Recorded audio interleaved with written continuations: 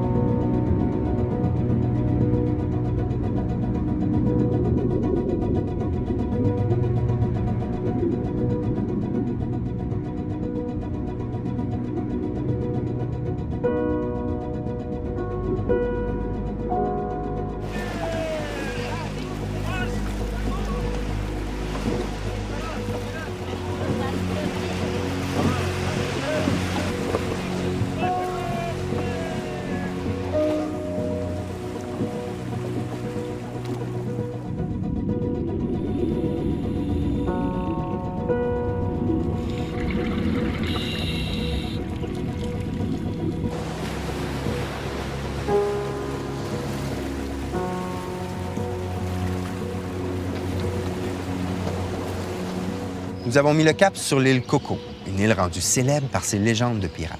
On dit que des trésors dérobés aux bateaux espagnols y seraient enfouis quelque part. C'est pourquoi on l'appelle d'ailleurs l'île au trésor. Mais pour les scientifiques, le véritable trésor se trouve probablement dans cette biodiversité marine exceptionnelle.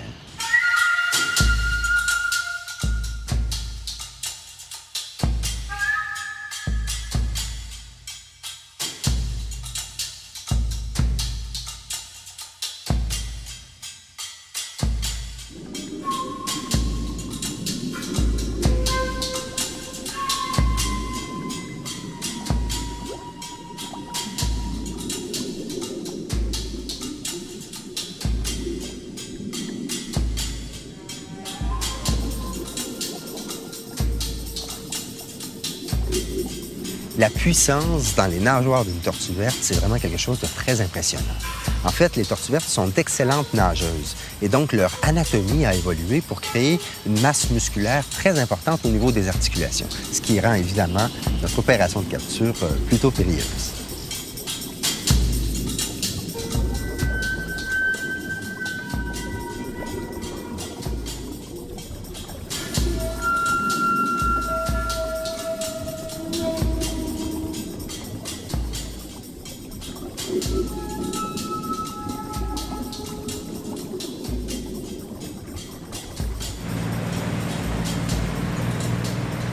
Une fois à bord de l'embarcation pneumatique, la tortue a pu être transportée jusqu'au Sedna IV, où l'attendait toute une équipe de biologistes. Nous avons une sorte d'ascenseur spécial pour les animaux de grande taille, et donc cette tortue a pu être descendue jusqu'à l'atelier du Sedna, où les biologistes l'attendaient pour installer les différents émetteurs.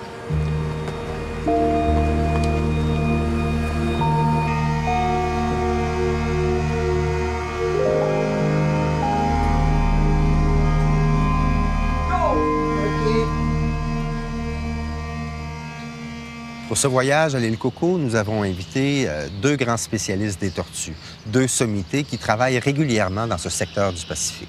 Ces deux biologistes sont devenus activistes par la force des choses, car ils croient véritablement que c'est par l'action concrète, sur le terrain, qu'on peut faire changer les choses. Oh, let me see. Is there any 4062 there? No. See, now it's only 181. Super verify.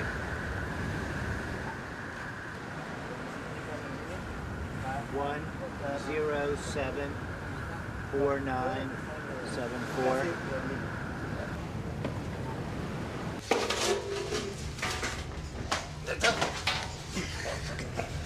Okay. Okay, we hold it Okay, here. so take the measurements and then you do the tagging and I'll tag her. And you can Okay. tag her and all. Yeah. Okay, so hold her there, Cheapo. Okay. Okay, put this right there where the skin starts and the shell ends, or like right there, okay. 74 and a half. Yeah, 74 and a half, yeah, let's say 74 and a half. And width, What do you got? 72. 72. This is the first time we've caught this turtle. Hasn't been marked before. We're putting a tag on now, permanent tag. Okay. Check the lock. Check. Perfect. PE 312. Where are you gonna do it? Same place. Wait. Okay, it's locked. PE 313. This is an acoustic tag, and these are the same tags we use for the sharks. And since we already have a system of listening stations around the island for the sharks, then we use the same system for the turtles. Okay. Okay. We've had turtles with the tag on for over a year, sometimes a few months. And so sometimes it seems like they're pretty permanently in there with cables and everything, but they do fall off. In the old days of sailors, couldn't keep fresh meat on board for very long, so they would stop at islands like this, grab turtles, put them on their back, and they could last for months.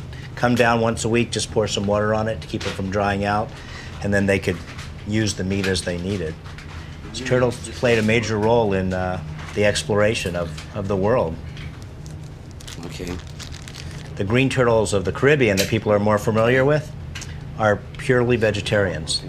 They eat turtle grass, which is an algae. So they grow very slowly.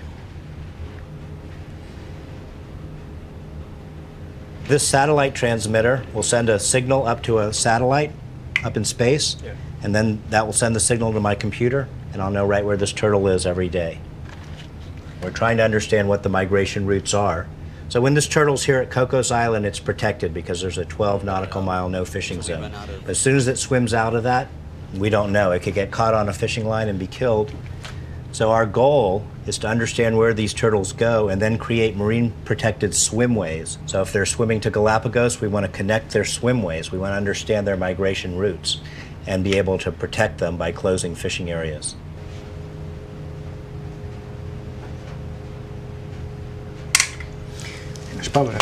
So as you're doing that, we want to try to keep it kind of as hydrodynamic as we can. We've had turtles go as far as Panama. We've had turtles go to Costa Rica. We've had turtles go to Costa Rica and then swim up the shore all the way to El Salvador and then head back out to sea. And a lot of our turtles like it in Cocos and stay right around here. The juveniles, or the young ones, they definitely stay here for a number of years. For instance, we have turtles that we tagged here 2.5 years ago, and they're still there in Dirty Rock, for instance. So the young turtles live here, and the adults just swing by, and then they take off and continue their migration. There are different policies to protect turtles, for instance, special hooks, circle hooks, which they're less likely to swallow. But the best way is to protect the ecosystem, protect the habitat that they need to live. So if we can close those areas to fishing, then we'll have turtles for our kids to see and our grandkids. Après quelques heures de travail, notre invité peut maintenant retourner à la mer. Randall et Todd ont vérifié le bon fonctionnement des émetteurs et cette tortue verte du Pacifique peut maintenant recouvrer sa liberté. Now we have to be careful with the satellite transmitter. So let's do the right back here. Oh, you got the hook? Okay. Careful with the satellite transmitter. Okay. I'm basically, yes, in love with turtles.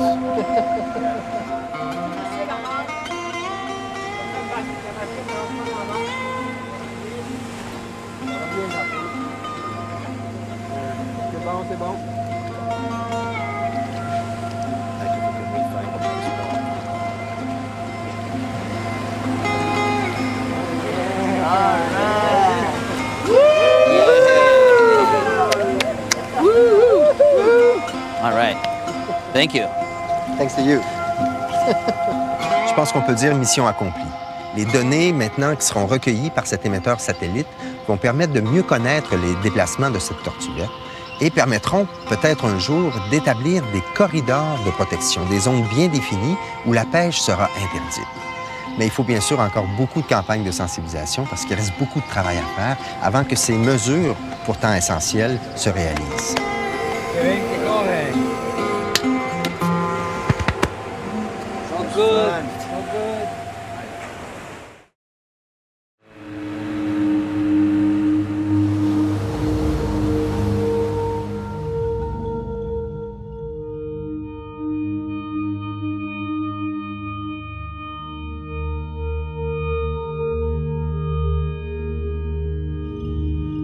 Les plages constituent des habitats essentiels pour les tortues marines. Les tortues viennent y pondre leurs œufs depuis des millions d'années et c'est ce qui garantit en quelque sorte la survie des différentes espèces de tortues sur notre planète. Pas de plage, pas de tortues marines, c'est aussi simple que ça. Mais ces plages se sont beaucoup transformées au cours des dernières années depuis qu'une espèce a connu un boom démographique exceptionnel, l'humanité. Non seulement nous utilisons et transformons ces plages pour nos loisirs, mais le développement immobilier réduit sans cesse ces habitats essentiels pour les tortues. C'est intéressant parce qu'une tortue va revenir pondre ses œufs exactement au même endroit là où elle a vu le jour il y a très longtemps. Elle va revenir évidemment quand elle aura atteint sa maturité sexuelle, ce qui peut prendre 15, 20, 30 ou même 40 ans chez certaines espèces. Après toutes ces années, lorsque les tortues reviennent, elles vont plutôt retrouver des plages qui sont souvent peuplées avec des maisons, des lumières qui les désorientent complètement la nuit ou des terrasses d'hôtels aménagées. C'est donc pas facile pour une tortue de venir pondre ses œufs maintenant en toute sécurité.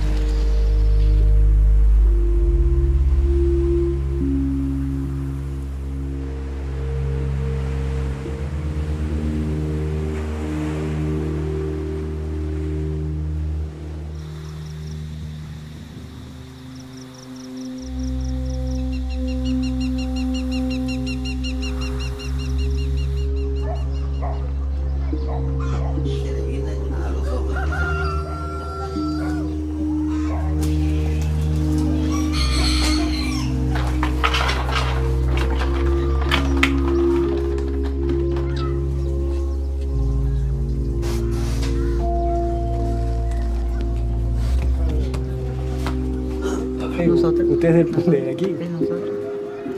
¿Qué es lo que representan las bolas para usted? Ay, no sé, algo lindo que yo siento. Algo lindo que a mí me nace y que yo no quisiera que se desapareciera. Yo, digamos, cuando yo me crié chiquilla, yo me recuerdo que mi papá los llevaba a la playa. Decía, vamos a la playa a sacar huevos. ¿Y era normal? Pero a comer. ¿Era normal? Sí, para comer, no para negocio. Era dentro de la cultura. Sí.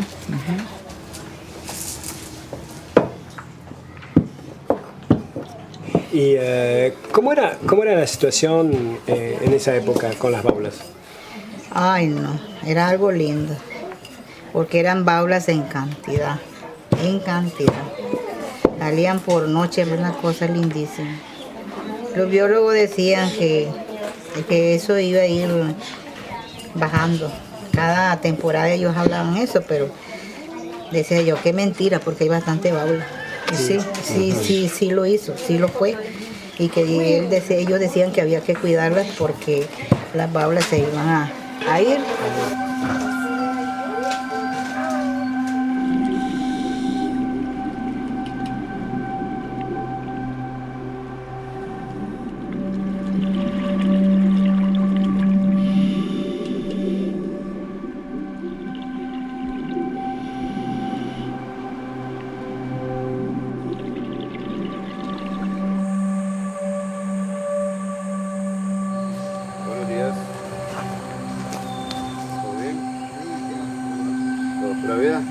¿Listos? Vamos.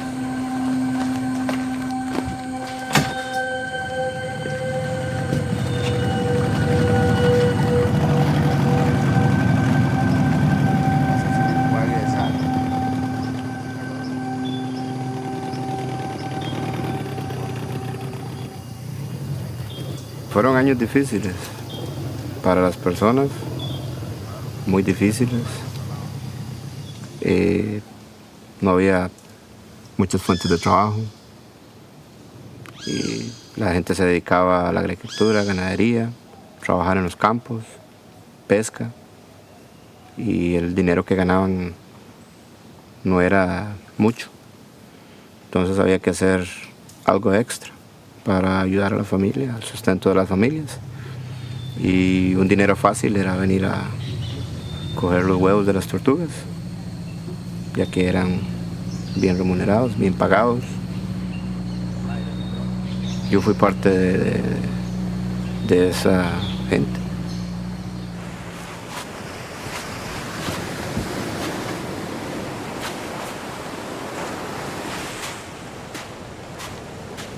Ponías una estaca, pedazo de madera, de aquí caminabas 50, 100 metros, o si podías más, ponías más lejos. Entonces todas las tortugas que venían en ese pedazo eran tuyas.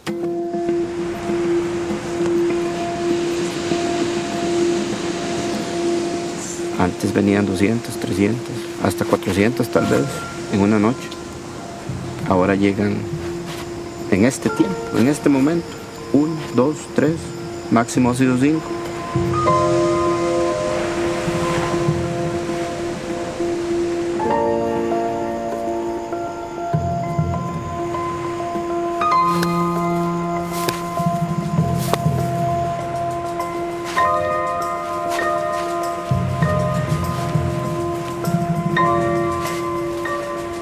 Entonces la gente venía, esperaban que estuviera lista, cogían los huevos, sacaban, metían dentro de un saco.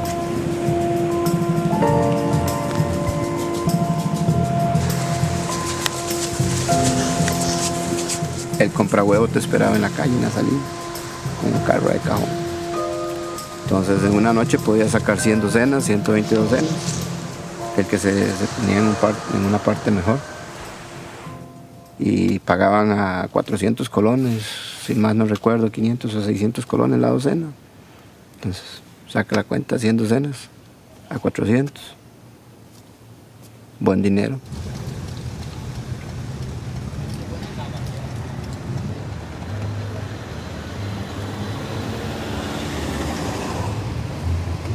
On vient de rencontrer 2 policiers et évidemment, j'ai pris le temps de leur demander c'est quoi la réalité policière. Et évidemment, ça ne tentait pas de le faire devant la caméra, mais qu'est-ce qu'ils m'ont dit clairement, c'est qu'il y a des braconniers, surtout dans les secteurs de l'autre côté de la baie, et les gens vendent leurs œufs à travers, la couverture d'Ostinal. Ostinal, c'est un endroit à peu près à 2 heures d'ici où il y a des arrivadas énormes de tortues. Et c'est comme si, lui il me l'a avoué, c'est comme si c'était le blanchiment des œufs à Ostinal. Donc le fait que tout le monde dit que les œufs viennent d'Ostinal, donc on peut le vendre. Il me racontait même qu'il y avait des bars où pour $1, on peut avoir une super bière froide avec un magnifique coco, des tortues, avec un peu de tabasco. On boit ça, puis ça a l'air que c'est l'extase. Donc, dans la communauté, il y a encore une relation particulière avec les œufs.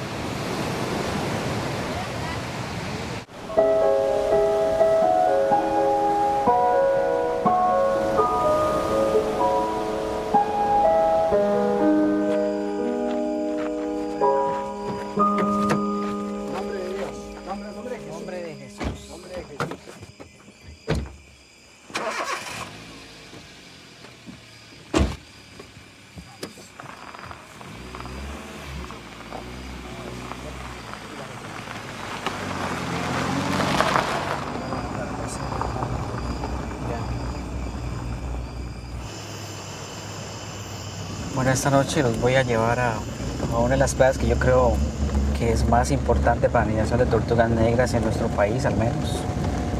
Se llama Nombre de Jesús. Está a escasos, es una zona boscosa, realmente muy agradable. No hay construcciones en estos momentos y realmente es un sitio muy apto para la anidación de estas especies.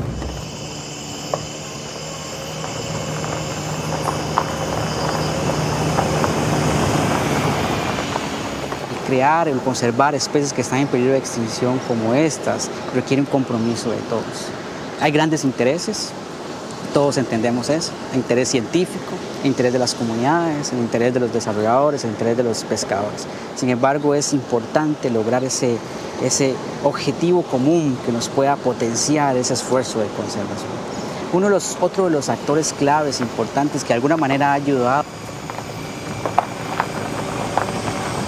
Rodney, ¿es el único acceso para ir a la playa? En realidad por vehículos sí tenemos este único acceso, sin embargo hay una posibilidad de ingresar vía caminando, pero hay que atravesar una montaña que de verdad se complica un poco el acceso. Está difícil, ¿eh? Tal vez por el centro de las rocas. Y por ahí, Sí. con una rueda por aquí y el otro por acá.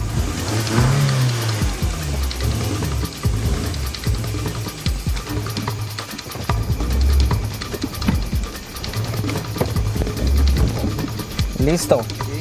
Perfecto.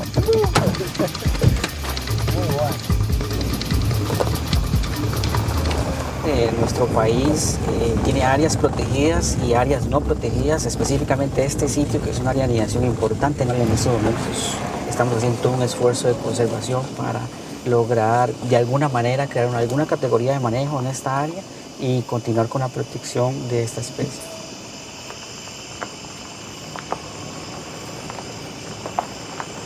Bueno, cada noche que llegamos a la playa, nuestro grupo se organiza.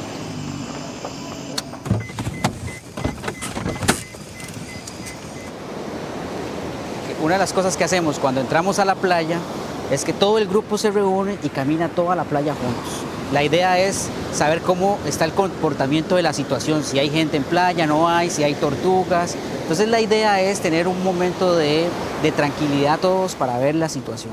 Una vez que encontremos un rastro, nos detenemos en ese sitio, verificamos qué está haciendo la tortuga e inmediatamente nos ordenamos para trabajar todos juntos.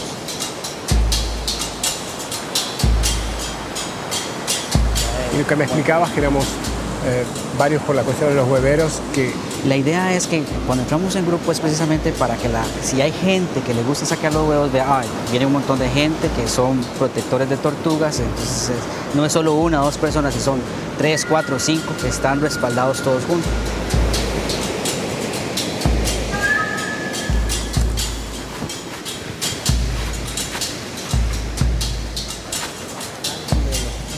No, sí, ya vi.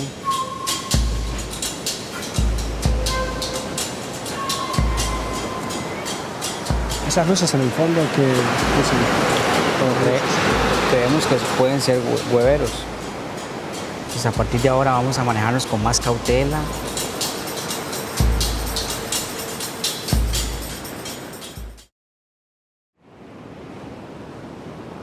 Nous avons décidé de profiter de la nuit, nous aussi, pour assister au grand spectacle de la ponte des tortues vertes. Il est plutôt déconseillé de s'aventurer seul sur les plages dans certains secteurs du Costa Rica. Les braconniers sont encore très actifs et nous avons donc décidé d'accompagner l'équipe de biologistes du Parc national de Las Bolas dans leur effort de conservation des sites de ponte. Il faut le dire, dans certains secteurs du Costa Rica, ça joue dur. Depuis quelques années, le trafic de drogue est maintenant associé au trafic des œufs de tortue.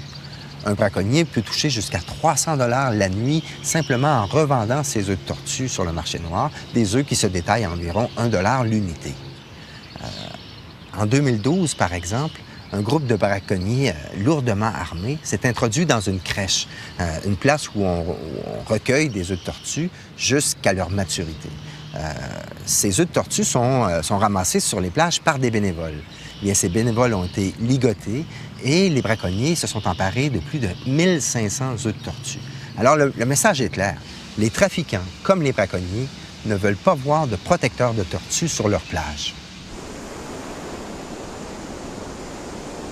Okay, lo que vamos a medir primero es el largo del caparazón y posteriormente el ancho del caparazón. La idea es que usted vaya al otro lado y revise si hay una marca metálica o una identificación. ¿Okay? Y el número de identificación se lo dicta a ella para que ella pueda escribirlo en la hoja. Okay. LO628. Listo.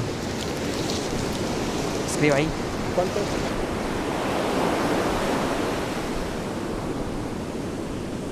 Así, sí. Wow. ¿Qué lo que voy a hacer es que voy a hacer esto para poderlos ubicar. Ahorita es complicado porque hay muchas raíces. ¿Quieres que lo ayude? No, no, está ahí.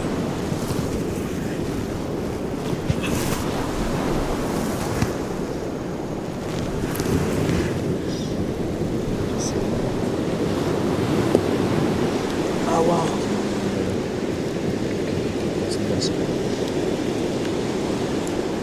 Que anda hoy en playa. Entonces, hoy vamos a tomar la decisión de remover los huevos o reubicar estos huevos a otro sitio aquí en la misma playa. Entonces, posiblemente vayan a ver cuando los saquemos y los reubiquemos. Okay. Normalmente, si fuese un área protegida, entonces los niños quedan in situ. Entonces tenemos protección del sitio 24 horas. Pero en este momento no tenemos posibilidad de proteger la playa 24 horas. Entonces nos vemos obligados a mover los huevos a otro sitio.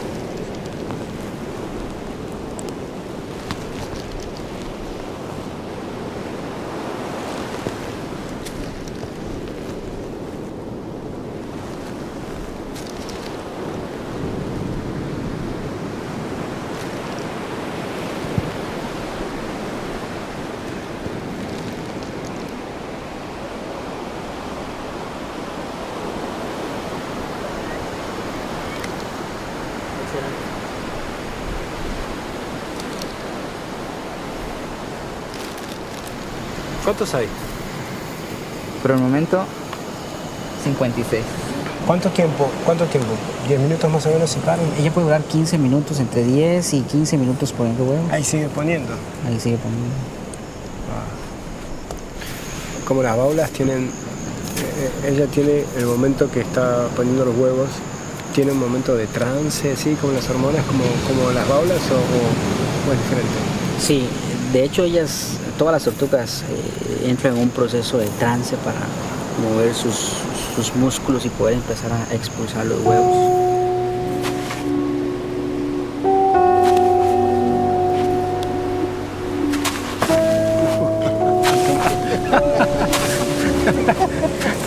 Okay. Por esa razón, cuando ella termina, hay que irse porque sí. Entonces ya ella empieza a lanzar. C'est vraiment touchant. Ah oui, c'est incroyable de voir qu'elle fait tout ce travail, ça fait une demi-heure qu'elle prépare tout, là elle referme tout avec autant d'attention, puis là les œufs sont même pas là. Elle ne sait même pas que ces œufs sont même pas là.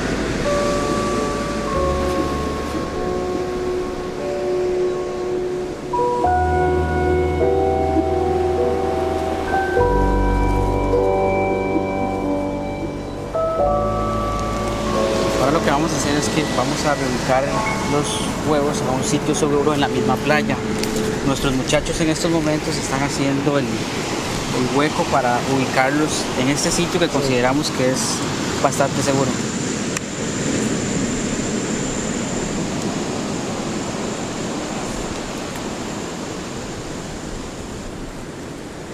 ¿Cuántos metros va a ser esto? La idea es que la profundidad sea similar a la profundidad del hueco que excavó la tortuga. Entonces estamos hablando de 45 a 50 centímetros. En estos momentos lo que Luis va a hacer es, una vez que ya lleguemos a la profundidad adecuada, vamos a moverlos en el sitio.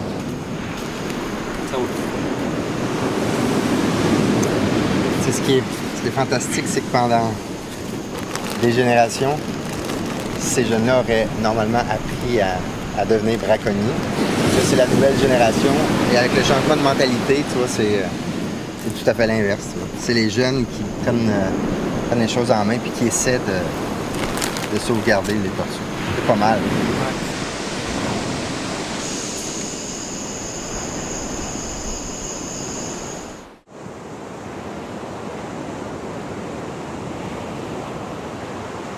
Y posteriormente los vamos a ubicar con una plaquita de aluminio que nos permite a nosotros identificar en los próximos 45 días, que es cuando se da la exhumación de los neonatos,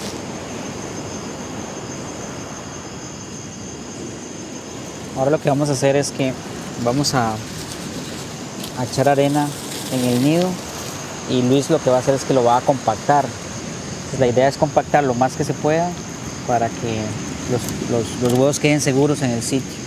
Y posteriormente vamos a marcarlo con respecto al mojón que está allá.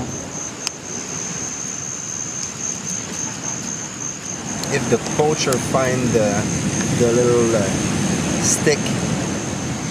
Ahora lo que hacemos es que esta marca la vamos a enterrar, la vamos a poner sobre arena. Okay. Entonces la idea es que la marca es simple y sencillamente para que cuando lo encontremos podamos hacer relación de ese nido con esta hoja. Entonces así yo sé exactamente cuál tortuga fue la que puso estos huevos y cómo es el éxito de eclosión de esta tortuga con respecto a este nido y todos sus nidos. Sobre estos 82, ¿cuántos van a ir al agua? Los éxitos de eclosión, por ejemplo, la temporada anterior anduvo entre un 80 y un 90%. C'est formidable de voir l'implication des jeunes bénévoles pour la sauvegarde des tortues. Leur travail sur les plages va permettre de sauver un grand nombre de tortues, certes, mais il va surtout servir au changement des mentalités. Ce changement, il est essentiel puisqu'on veut que la nouvelle génération modifie ses habitudes de consommation et condamne le braconnage. Je pense que cette nouvelle génération sera prête à tout mettre en œuvre pour sauver ces espèces menacées d'extinction.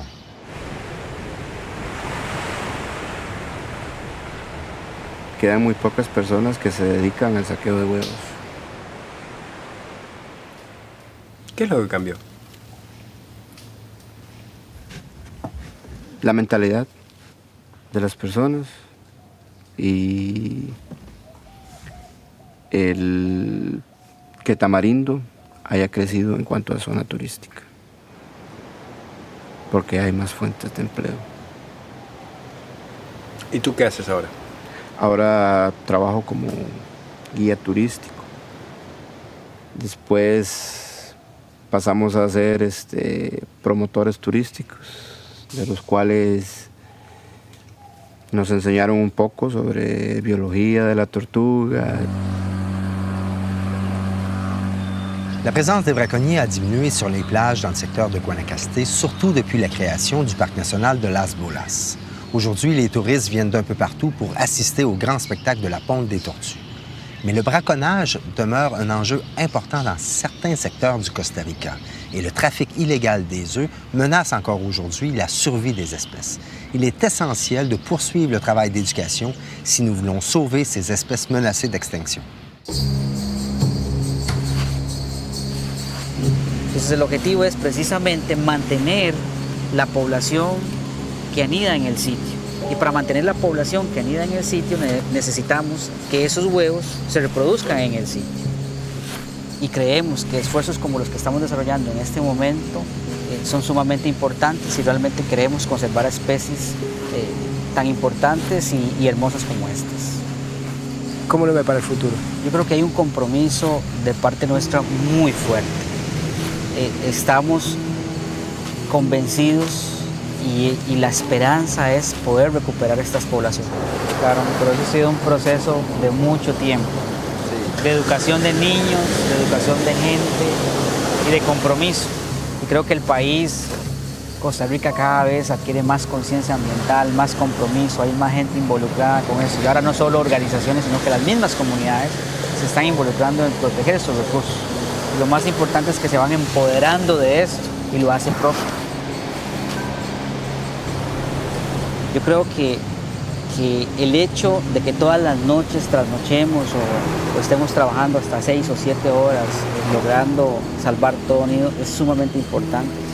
Yo sé que tal vez este esfuerzo de conservación no lo veamos en el corto plazo y posiblemente nuestra generación no vea sus resultados y que los vayamos a ver en el largo plazo, pero posiblemente sean nuestros hijos y los veamos en los próximos 20 o 30 años y decimos, bueno, aquellos que trabajaron al principio tuvieron la visión y no desmayaron para conservar, ahora tenemos que continuar con... Bueno, ¿vamos a dormir? Vamos a dormir. Vamos a dormir. Vamos. Por favor.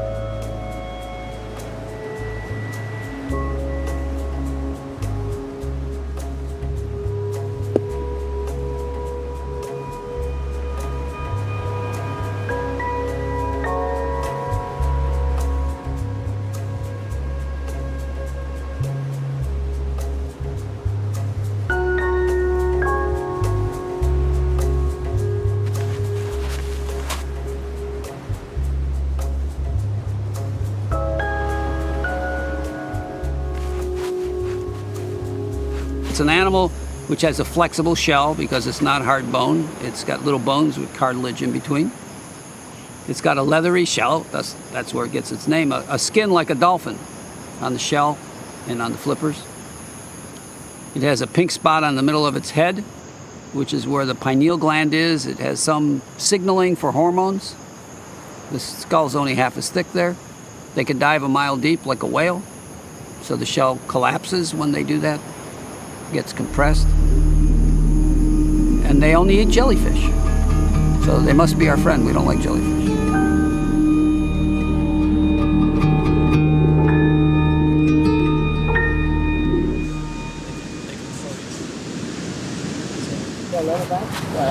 She looks to be about 145 centimeters long, probably around 18 to 20 years of age, and she's finished nesting. She's now in the process of early bearing, but you can see how delicately she's using her hands to pat the sand down and to pack it so that the eggs are in a nice location, and then she will start to camouflage and cover all around here.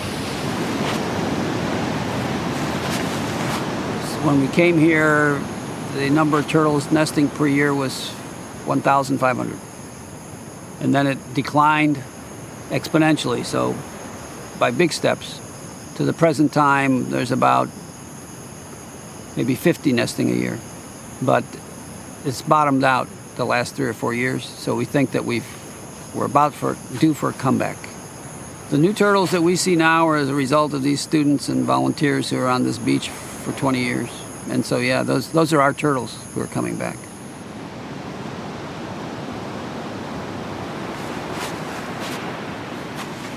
You have an opportunity to see a dinosaur come out of the ocean and do all these very intricate behaviors. And I don't think there's anybody who ever walks away from this beach after seeing this experience that hasn't been awed.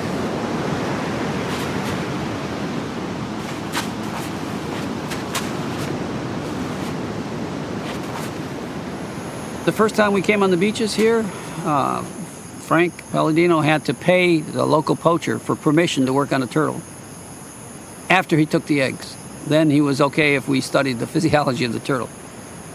After the park was founded and we got more involved and Frank taught the people English and we taught them some biology, now those poachers all became guides, ecotourism guides, so they make more money, cleaner. Now at this point their children are the guides. Right now, this is a national park. There's national park guards. We have very good protection. There's an occasional poacher, which is usually a stranger who's come into town, and a lot of times they're Nicaraguans that come down here to work on construction of homes and so on, and they want to make some quick money so they can catch a bus and go back home and visit their family. But for the most part, the local people are no longer the poachers. As a matter of fact, whereas before they were against the park, it is the local people who are the strongest supporters of the park. When we first came here, the people used to be poachers. They hated us. They didn't like us in the local village. Now we're friends. Our students are friends with the young people. I think it made a big difference. So the people see that these turtles are a benefit to them. I think it's very important.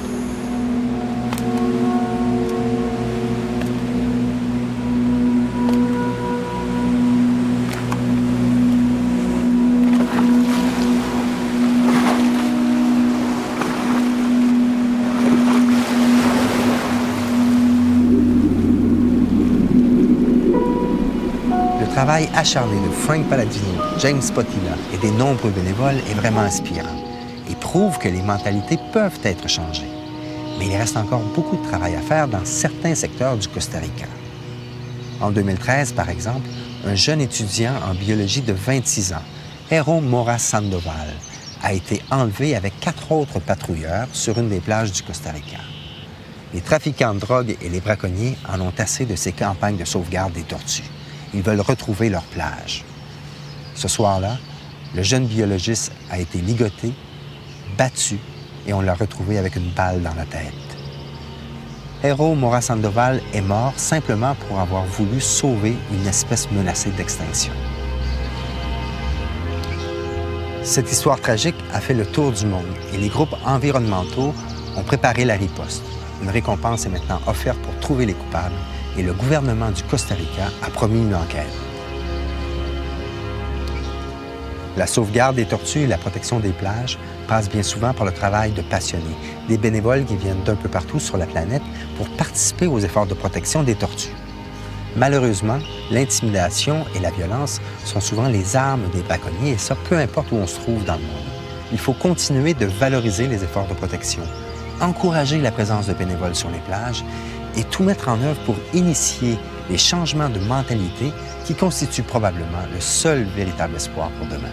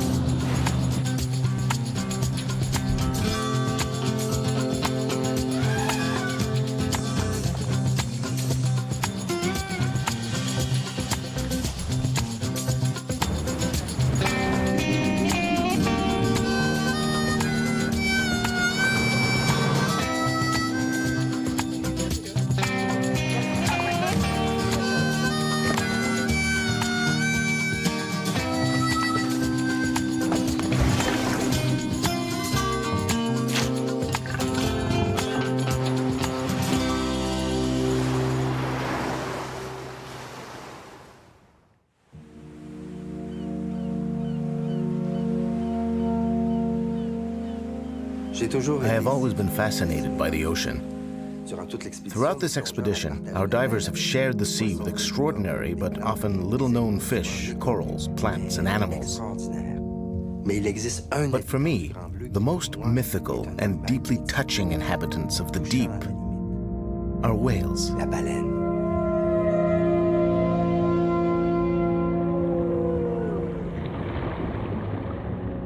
The team has headed to the Silver Bank off the coast of the Dominican Republic in the Caribbean Sea. Every year in winter, humpback whales return to this protected shoal to breed and give birth.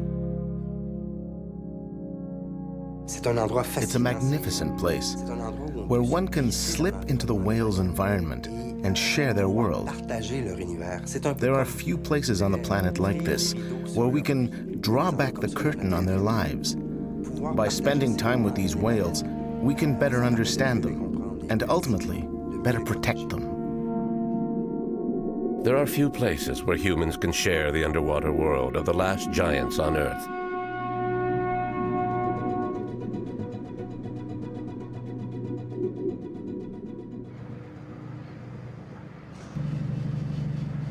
But access to the Silver Bank Sanctuary is strictly controlled. Only 3 boats have permits to observe humpback whales during the breeding and calving season. The crew has left the Sedna IV to join the Sundancer, a ship that has plied these waters for many years. It takes about 12 hours to reach the sanctuary.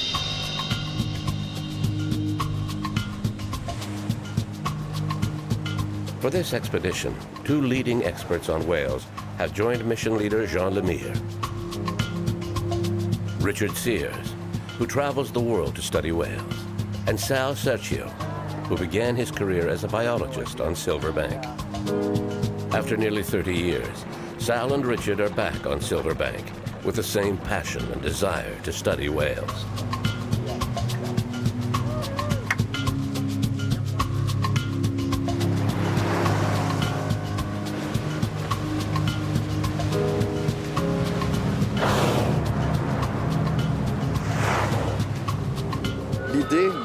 The idea of coming here back then was to gather all the scientists from the Northeast who were working on humpback whales, from the St. Lawrence to Newfoundland and Labrador to New England, together on Silver Bank. When I found out about it, I was naturally thrilled to take part and come observe where these whales go in the winter. It was the first time that we really focused on photo identification of humpback flukes to find out where all the whales on Silver Bank were coming from. I was here 28 years ago, and when the opportunity to come back to Silverbank arose, there was no way I could resist. On that trip, it just so happened that there were several major scientists that were currently doing work with humpback whales. So I got quite lucky to be involved in a project of that level. And I was on the breeding grounds of humpback whales in the North Atlantic, one of the most densest aggregations on the planet. Scientists like to go where the whales are abundant. Doing research far at sea is extremely difficult, so where there are a lot of whales, you'll often find an abundance of scientists too. Jean and Richard are old research colleagues. From the Sea of Cortez to Iceland to the Gulf of St. Lawrence in Canada, they have worked together to photograph different species of whales around the world. Photography is the basis of whale research. Patterns of skin pigmentation are unique to each animal, which allows them to be recognized and told apart. This is essential to studying their behavior.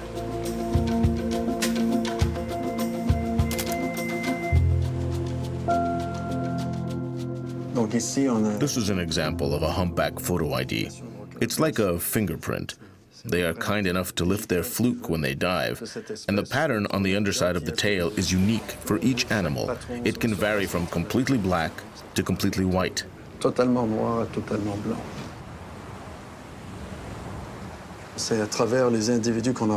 We learn about the species by studying individuals, and there are now huge photo ID catalogs of humpback populations around the world. Now that the catalogs have been digitized, when we get to a place where someone has taken pictures of humpbacks, we can attempt to find a match and identify the individual using a simple computer or even an iPad.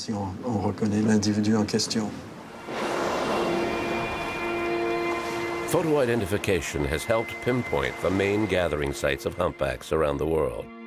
The discovery of Silverbank, the humpback's main breeding site in the Atlantic, is a result of this collaboration between different research teams.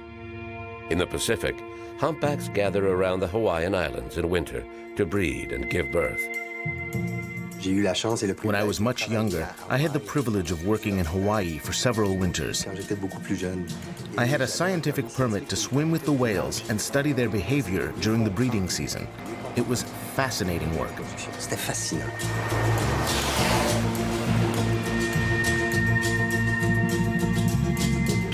This underwater world is so foreign to us.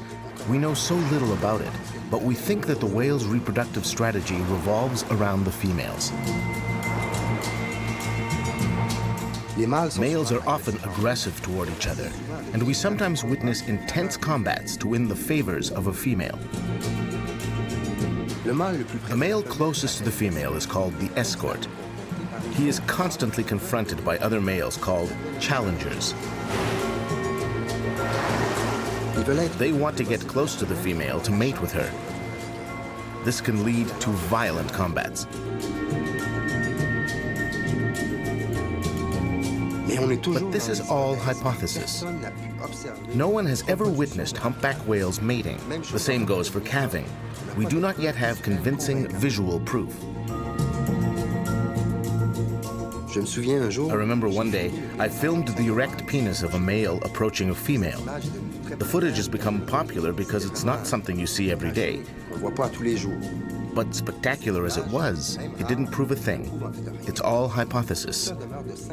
There are clues, but in science, you need irrefutable proof.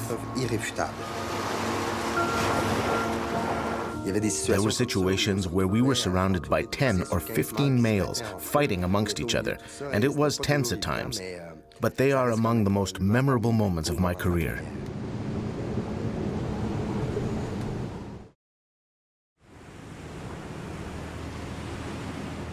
In recent decades, scientists have made their most important scientific discoveries about whales at winter gathering areas like the Dominican Republic.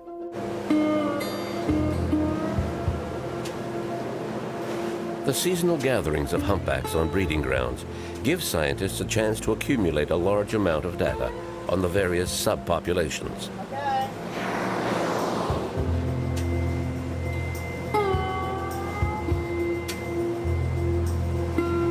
It's marvelous to monitor a group over a long distance on Silver Bank. I couldn't have imagined it any better when Jean spoke to me about returning here.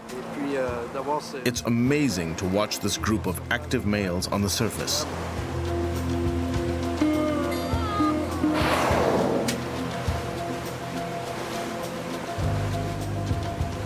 That's a baby breach.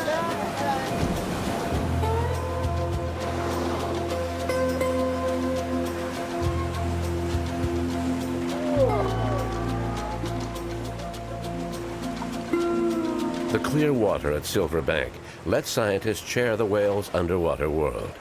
This protected shoal is shallow, making it easier to observe and study whale behavior throughout the water column.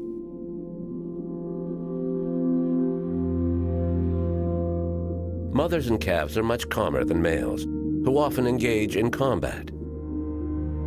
They don't move around much, allowing biologists to observe the interactions between mother and calf.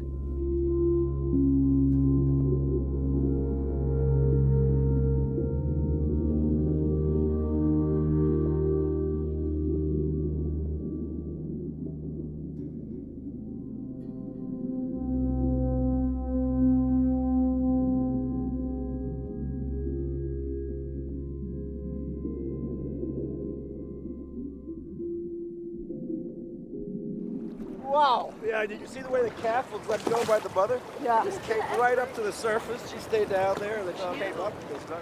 Amazing.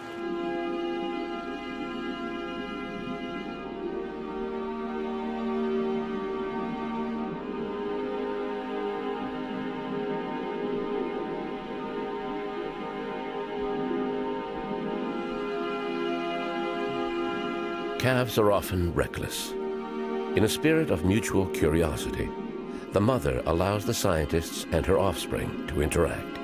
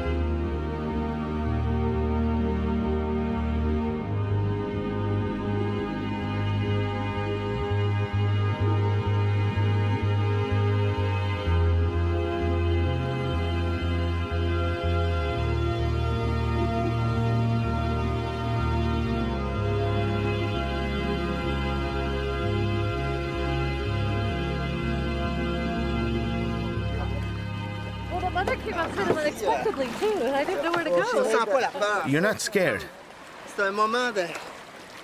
These are what I call little moments of eternity. They get etched into your memory forever. It was fantastic. I've never had an experience like that before. Amazing. Amazing.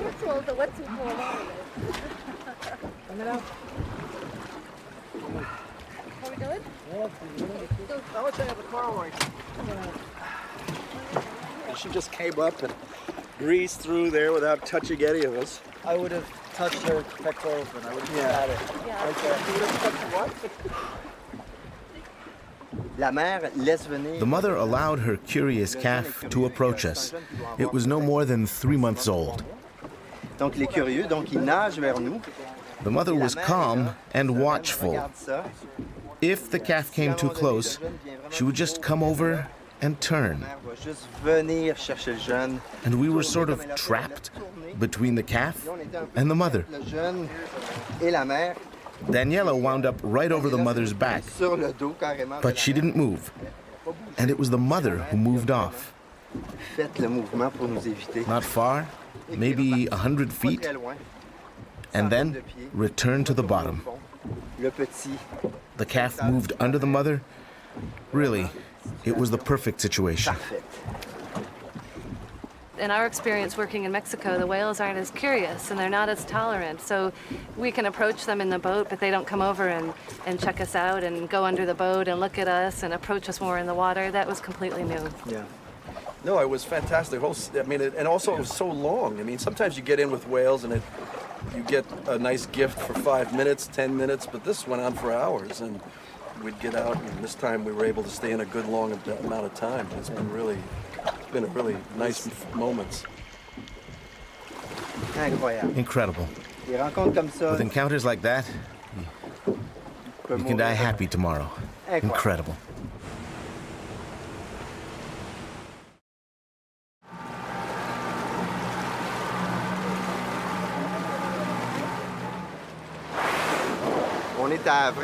It's the very end of the season, so there are a lot of very active males in large groups. We want to study the relationship between the escort and the challengers. The escort is the male closest to the female, and all the other males fight to get as close to the female as possible. Amidst all this action are a few isolated males who decide to sing. We'll put the hydrophone in the water and hear many singers because the songs carry well in the water. But the hard part is isolating one. It's challenging, but we probably have the best people on board for it, so with a bit of luck, we'll be successful.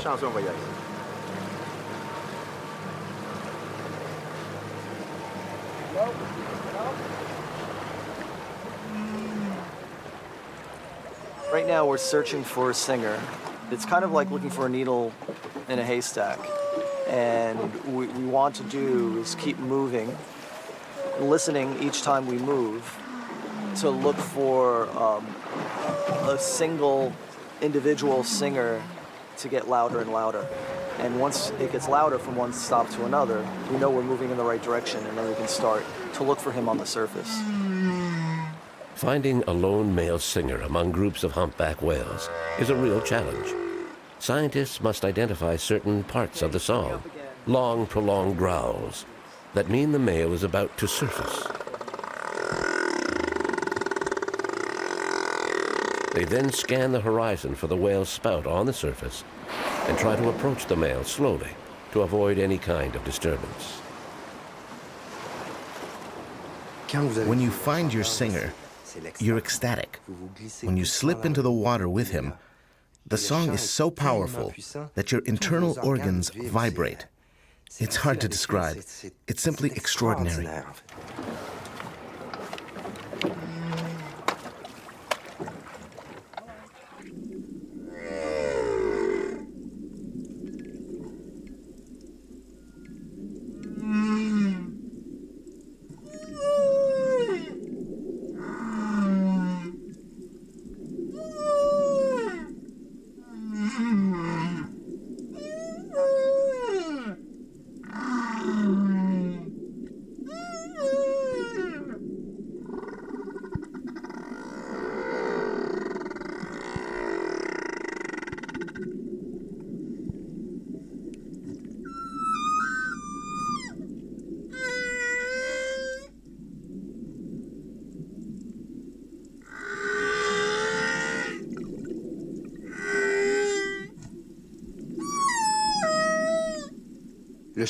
Just like human songs, humpback whale songs are organized into verses and refrains. The song changes over the course of a year, but the amazing thing is that at some point, all the males end up singing the same song.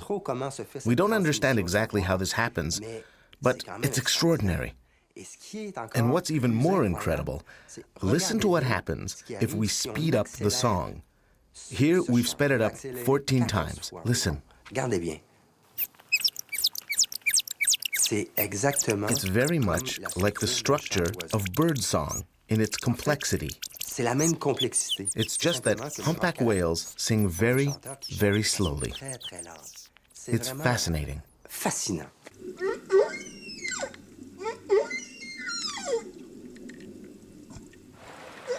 Song in the humpback whale is a major part of a breeding system and the role it plays in the breeding system. So it attracts a lot of attention because of the emotional attachment that people have with song. And that's both on the level of what we as humans come to, what song is all about. Song is an incredible aspect of every single culture. It's a very important aspect of every single culture on the planet. This song changes throughout the breeding season. In spring, when the whales begin their long migration north, the males stop singing. The singing of males is often associated with courtship, a sort of seductive serenade to attract females. But this is just a theory. Despite significant advances in the understanding of whale behavior, the exact function of the humpback song remains a mystery.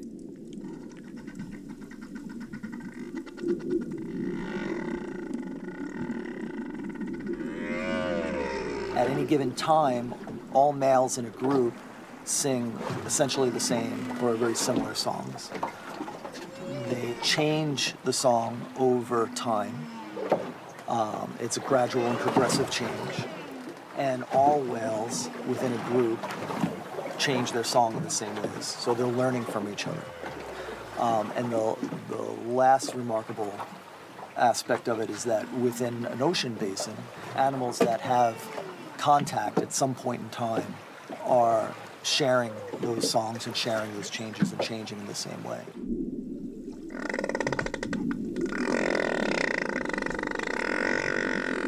Scientists still do not understand how males share the same song.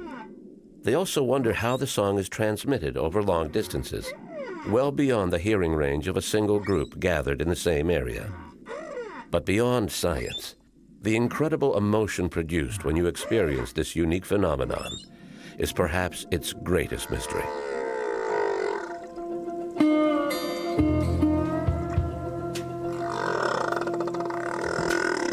With the arrival of spring begins the long migration north. After fasting during the breeding season, it is time for the whales to head to the rich waters of the northern latitudes. Photo identification and satellite tags have identified different feeding sites in the Atlantic, ranging from the coast of New England up to Iceland and even Norway. In the Pacific, humpback whales migrate too. They leave the breeding area of Hawaii and head to Alaska to feed. Some whales in this area of the Pacific have developed a truly special feeding technique. Rather than feed alone, some humpbacks form groups to capture their prey, the herring that school in the rich waters of Alaska in summer. These whales have developed a shrill feeding call, which they use to synchronize their assault on schools of fish. They also use bubbles expelled from their blowholes to create a sort of net. The feeding call frightens the herring, while the bubble net herds them together. The work of biologist Fred Sharp has helped to understand this truly unique fishing technique, one used only by a small number of humpback whales.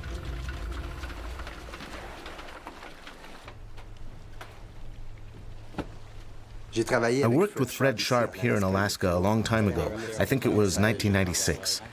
We were trying to film everything on the surface to understand what was going on. At the same time, we had hydrophones in the water to try to understand who was doing what in the groups. Later, this work formed the basis for many well-known studies.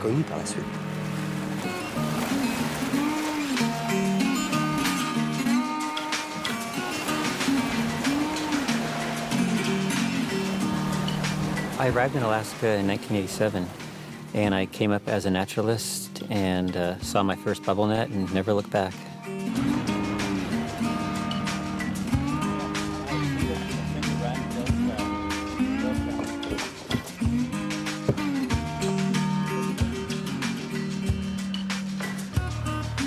I guess the most important thing I've learned about these humpback whales is that they're all incredible individuals. Each one seems to have its own story. It's a story that may last up to a century. They have their own ways of feeding, they have their own friends, their own places, their own places they call home, and that's been the most wonderful part, is just learning the tremendous lives of these whales. The humpback whale in southeast Alaska is truly one of our most abundant and amazing backyard predators. Almost all of them are from Polynesia, the Hawaiian Islands, and they come up here in May and they'll spend 6 to 8 months feeding on herring and krill, and then around Christmas time they head back to the islands of Hawaii and complete their amazing life cycle. Right there, right there. Hold this position. Captain, should we move a little bit to have the photo ID of this one? That's just phenomenal. He's gonna die. There he goes.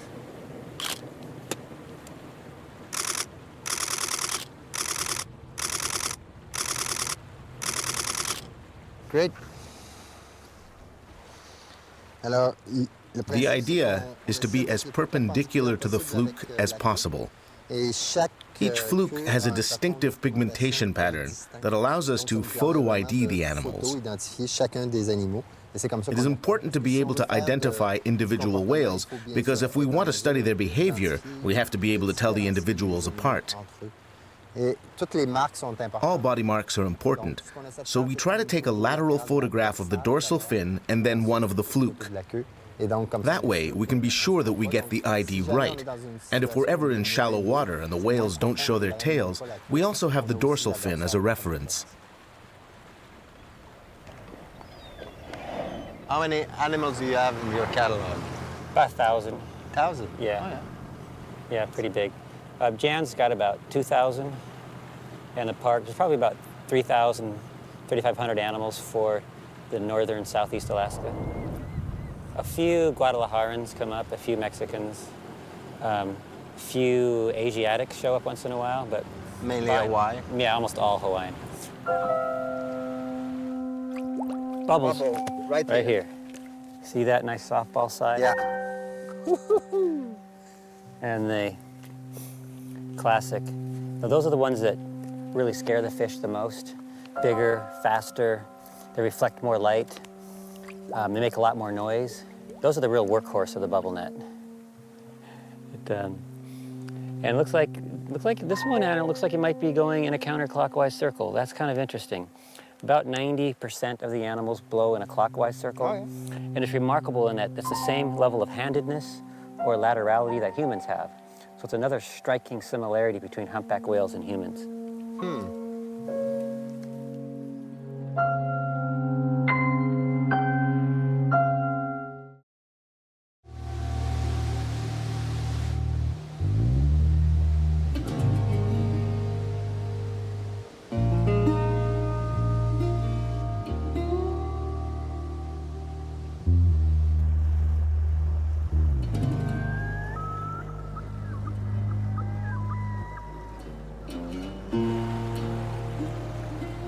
Here we are, bare enough, warm spring. So what's the plan, Fred? Well, I figure we're gonna have a lot of fog this morning, so what do you think, Cap? You feel comfortable navigating in these fogs? Oh, yeah. Yeah, this is not a problem. It's supposed to burn off by midday.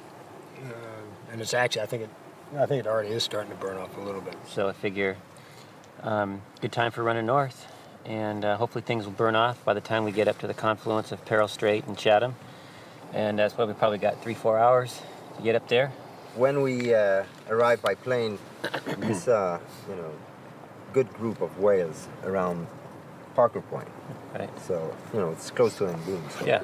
Typically, there's a lot of herring schools still in this area at this time of the year, and it's been kind of an unusual year. Seems like the herring has sort of picked up and moved out of Dodge, and so in some ways we're looking for the prey as much as we are the whales. We have the weather on our side, so let's move. We do.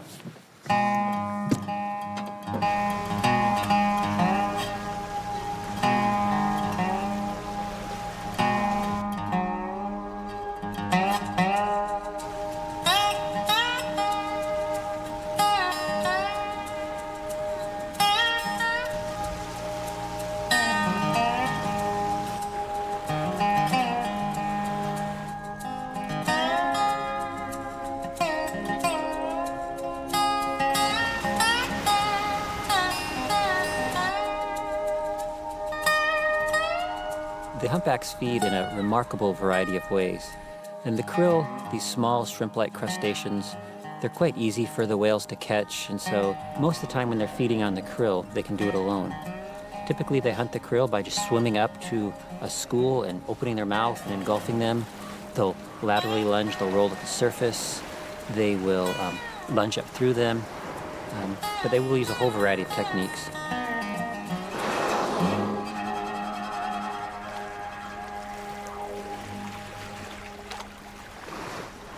Amazing.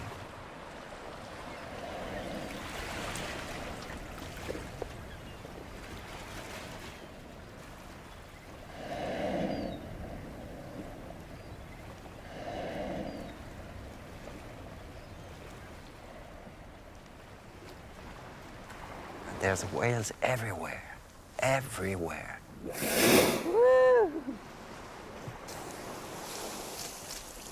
Hey, he's yeah.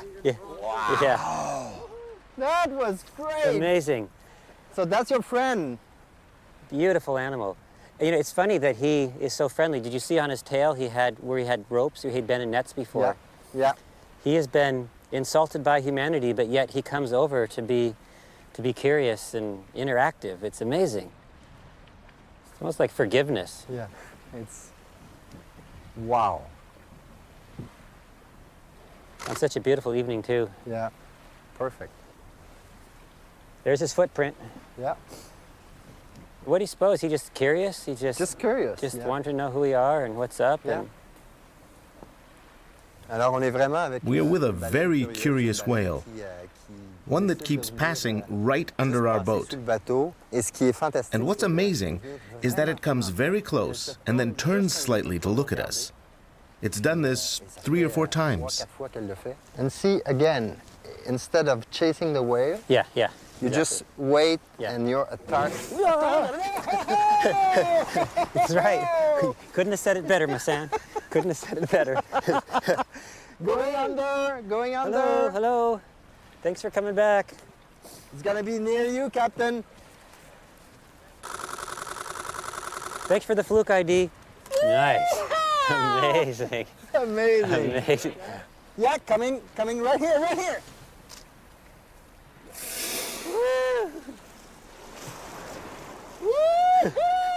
Look on the side. He's rolling over. Rolling.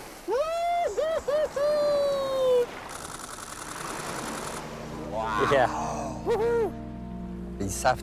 They know exactly what they're doing. They swim around the boat and turn to look at us. This one rolled right on its side to really get a good look at us. It's hard to know why they do it, but one thing is sure. It's very much a conscious act. You know, I've just been so incredibly curious about them for, a quarter of a century, and it's nice to finally think they want to know a little bit about us. It's really touching, and it's really, it's kind of a gift. Yeah. And they share so many similarities with humans. Their brain is gigantic, and it's laced with spindle neurons, and in humans, those are associated with language acquisition, social intelligence, and compassion. And we see a lot of compassionate acts with humpback whales, the way they'll protect their young if there's predators around, and they'll come to each other's aid, and just general interspecies interest. It's a sense of higher cognitive function. Yeah.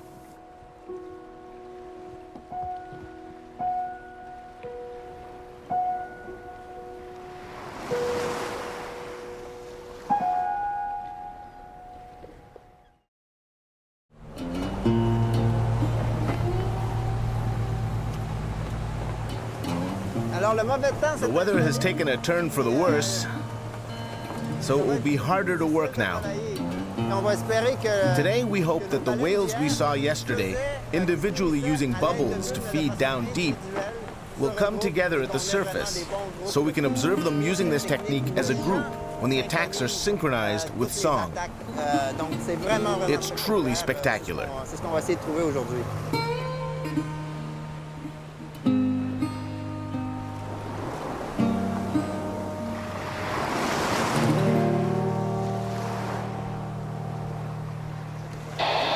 calling the Washington State Ferry Fairweather. This is the Wayfinder. Do you copy 1-6? This is the State Ferry Fairweather, WDB 5604, back to the call. Okay, Fairweather. We kindly wanted to inquire about any number of cetaceans, particularly humpback whales, that you might have seen in your journey through Peril Strait. Over. At 11:03, we saw them bubble net feeding just inside between Pavarotti and Light 22. And at 14:30, we spotted a couple of whales, but there wasn't a lot of bird activity, and we didn't see any bubble feeding on our way, this direction. Well, thank you so much, and kindly, if you, in your further journeys, come across any more significant numbers of bubble net feeding humpback whales, we'd really appreciate to hear from you. Roger. The people of Alaska know whales and their behavior. This is an asset for Fred Sharp, who must travel great distances to find the whales that use this particular feeding technique. The observations received from the ferry now guide the boat to a small, isolated inlet.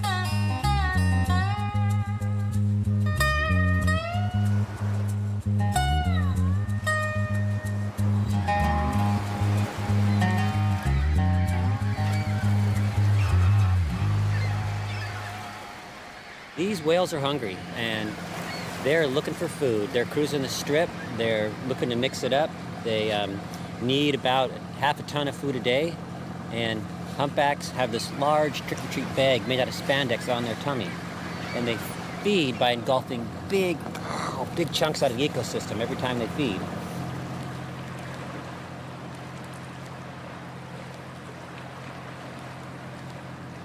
It's almost night. They normally, slow down at this time of the day, right? Well, this is very typical. About this time of the evening, the whales, the rate with which they're feeding slows down. They seem to lose the beat on the herring. The fish are more scattered out, and they move out to mid-channel where they can get their sea room and have plenty of space, ocean moorage, and they go to sleep. And they get a good night's sleep, so they're ready to get at it in the morning. Before night sets in, Fred and Jean have photo ID'd a small group of feeding whales. This is standard procedure, almost a reflex for researchers who use cameras as a primary research tool. But that night, an examination of the photographs reveals something unexpected. A wonderful surprise that also demonstrates the effectiveness of photo identification. An old friend has reappeared. I think that might be Trumpeter. Yeah, we found him. And great news, if it's Trumpeter, we know that's a good leader. Yeah. Very good leader. Trumpeter and Jan are big old friends. Yes. They go way back. Oh, yeah. Remember back in 1996? Yeah. Here's our friend Trumpeter. Yeah. And you can compare it to what we obtained on this voyage. And what do you think? Yeah, that's a match. Look, that little thing here. Same pigmentation pattern. Nice serrated trailing edge. And here's why we call him Trumpeter. The most amazing sounds.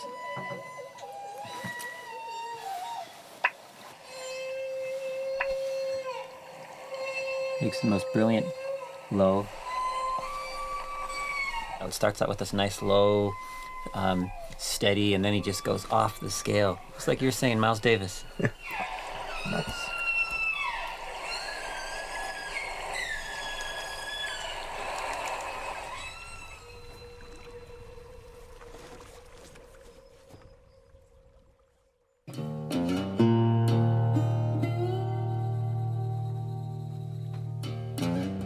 In the morning, Trumpeter, the humpback whale first identified in 1996, was waiting for them.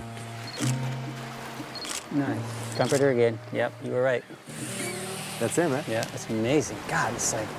In 96, Trumpeter was leading a big group, and he was really, active, and he was the one who was starting the feeding call, doing the bubbles and everything, and always going very high compared to the other, right in the middle. He disappeared from the database for like 7 years, and we thought he'd gone to the great bubble net in the sky, but he's back and leading Team Bubble Net.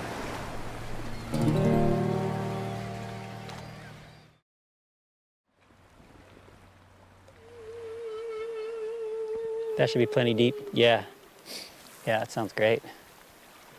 Yeah, nice and loud.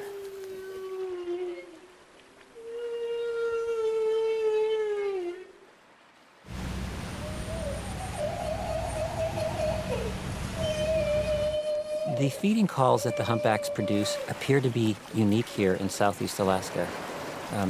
Everywhere you go, it seems like they have their special nuances, but here in Alaska, we're richly rewarded by these loud, beautiful feeding calls, larger groups with more stable, enduring friendships.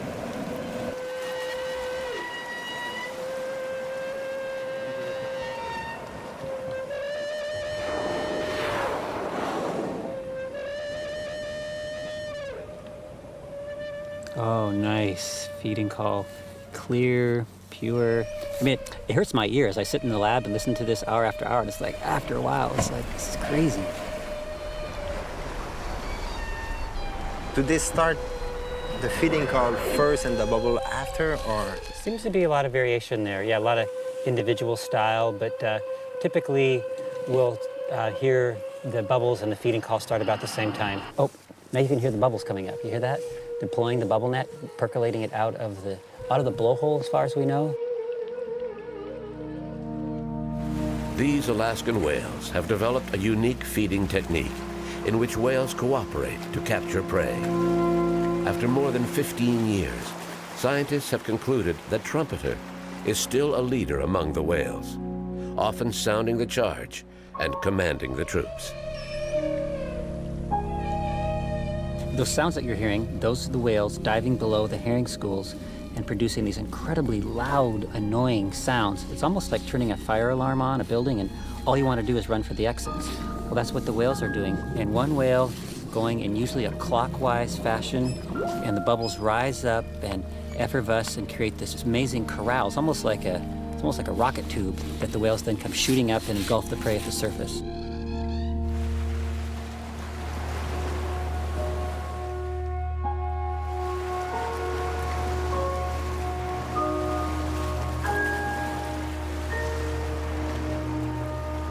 The increase of humpback whales, both here in the Pacific and throughout the world, is one of the best conservation success stories. And it's remarkable to see how humans can, exhibit concern for the environment and then show some conservation wisdom. And we're richly rewarded to see the humpbacks returning to all these waters. I don't think we'll ever start hunting the humpback whales in a large manner again. I think they're just too beloved and too many people care about them. And I think there's many other concerns, climate change, ocean acidification, pollution, acoustic sounds bothering them. There's many, many concerns, but I don't think the harpoon is one of them.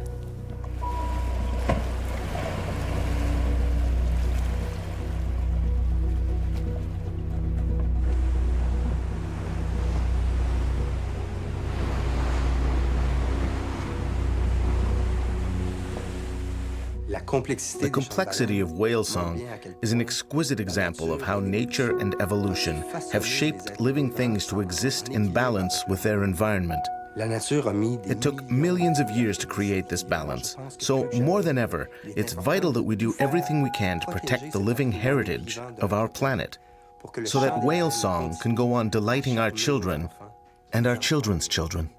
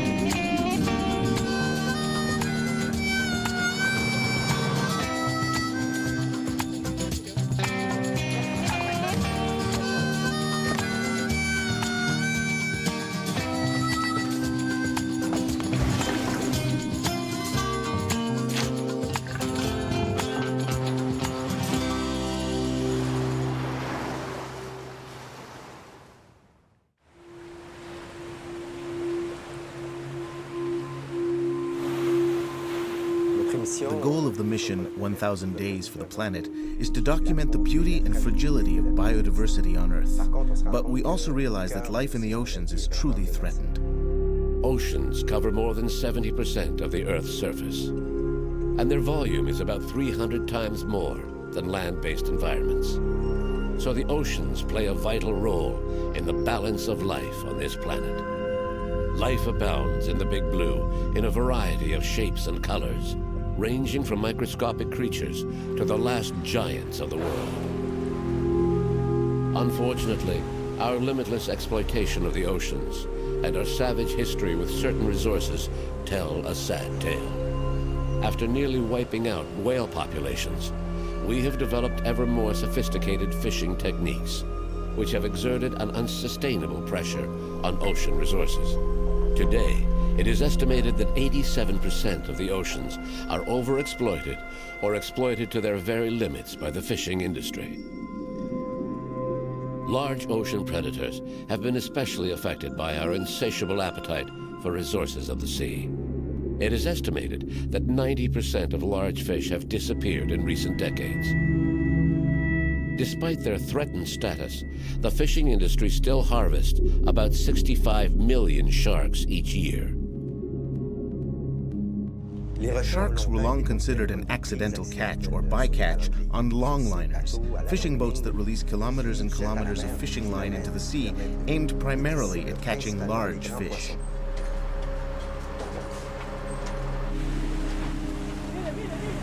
But sharks are no longer a bycatch. Today, they are targeted directly. In the past, there was no market for shark meat, but the recent development of the lucrative Asian market for shark fins has completely changed all that. The consequences for ocean ecosystems are disastrous. There are recent scientific publications that say that, in general, all marine predators have declined 90% in the last 50 years. So, you know, it's not looking good. We've invited scientists aboard the Sedna, people who are passionate about what they do and who have dedicated their lives to saving the ocean's large predators. Biologists Pedro Afonso and George Fontes have joined the Sedna IV for this expedition. These scientists from the University of the Azores are also skilled fishermen who are able to catch a shark with a line and hooks specially designed not to hurt the animal.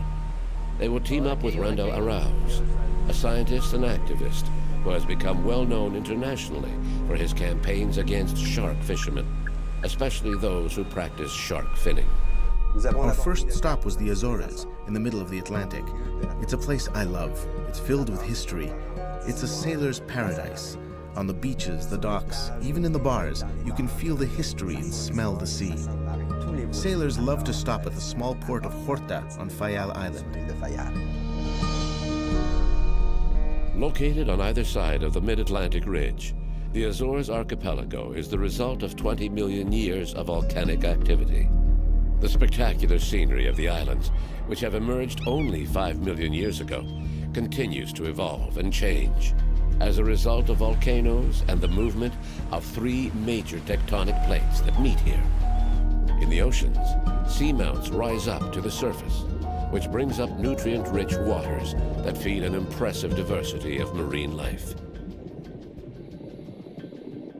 In seamounts, you typically have upwelling events, that is, deep water that carries nutrients along the slopes of the seamount to surface or at least to depths where the animals can profit from it.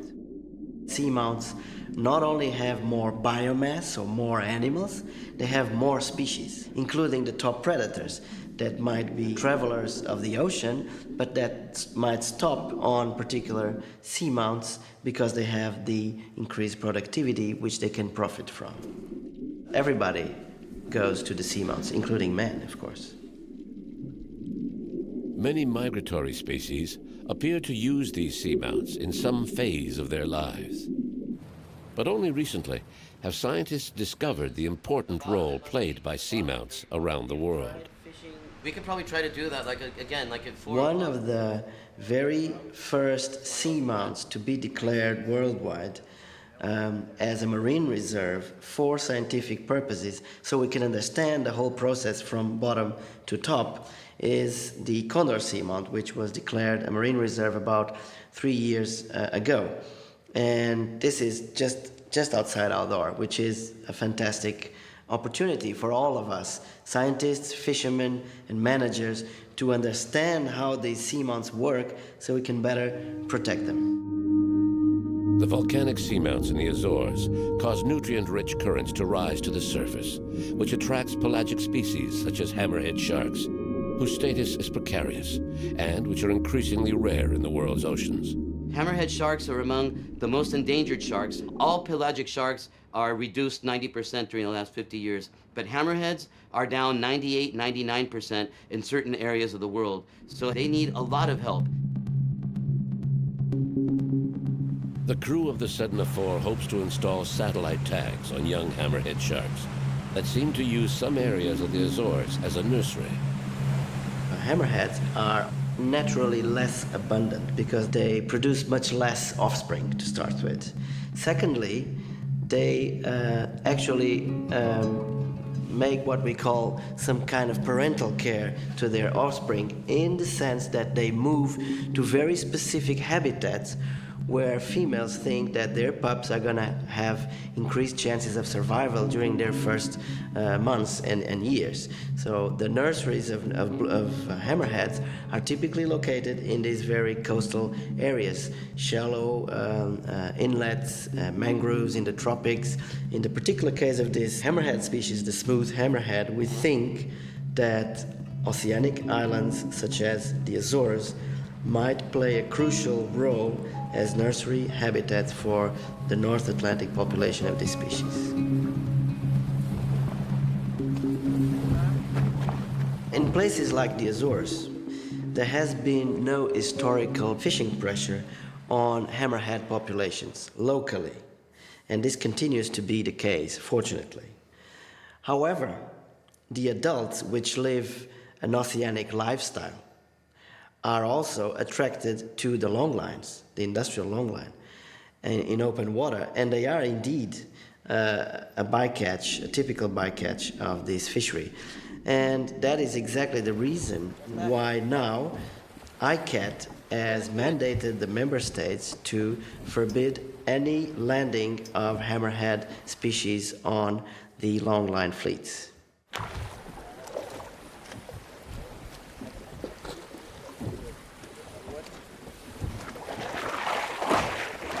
There is an era of research on marine ecology and behavior before the advent of electronic tagging, and another one after the advent of electronic tagging. The capacity of these devices to open windows into the life of these animals and into the significance of particular habitats is just too precious for us to leave it behind. That's a female. That's a female? Stood. On hold. 4 years, maybe. Well, we think this site is a nursery, so we're going to attach an acoustic transmitter to this female so that we can find out whether she comes back next year.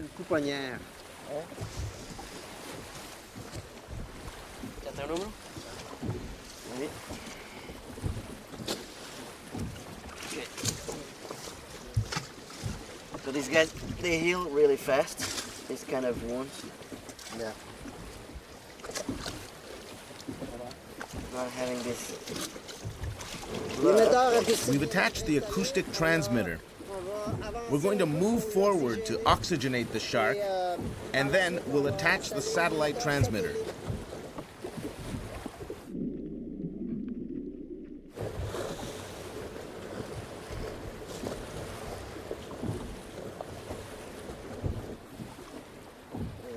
Yep. You got it? ¿Ya tienes el número de marca? This satellite tag, called a pop-up, is quite distinctive. After 300 days, the tag will be released and rise to the surface, where it will send all its data to the satellite. This will provide detailed and accurate information about the shark's dives and how deep it went. And if it traveled any long distances during these 300 days, we'll learn that too.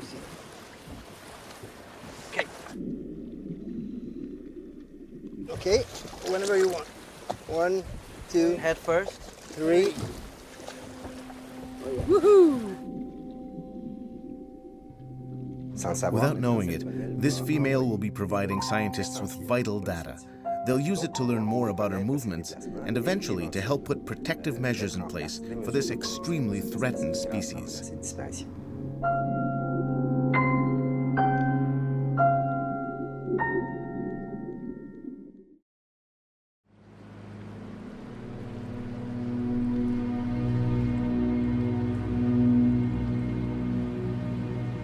To study the ocean's great migrators, we must travel great distances. With the same team of biologists, we're headed for Cocos Island off the Pacific coast of Costa Rica. Cocos Island is a paradise for both biologists and divers who come here from around the world. The marine biodiversity here is exceptional, and it's known for its abundant shark population. The sharks of Cocos Island migrate between Cocos, Galapagos, and Malpelo, Colombia. So it's really a shared population. This is very important because, of course, we can protect the sharks in Cocos Island as much as we want, but then they're going to go to other islands, and they must be protected there as well. And also, let's say all 3 countries get together and say, okay, we have to protect them more when they're on these 3 islands, but what about when they're migrating in between? So we need the information now on when are the times where the sharks are migrating so that we can design, of course, the corridors.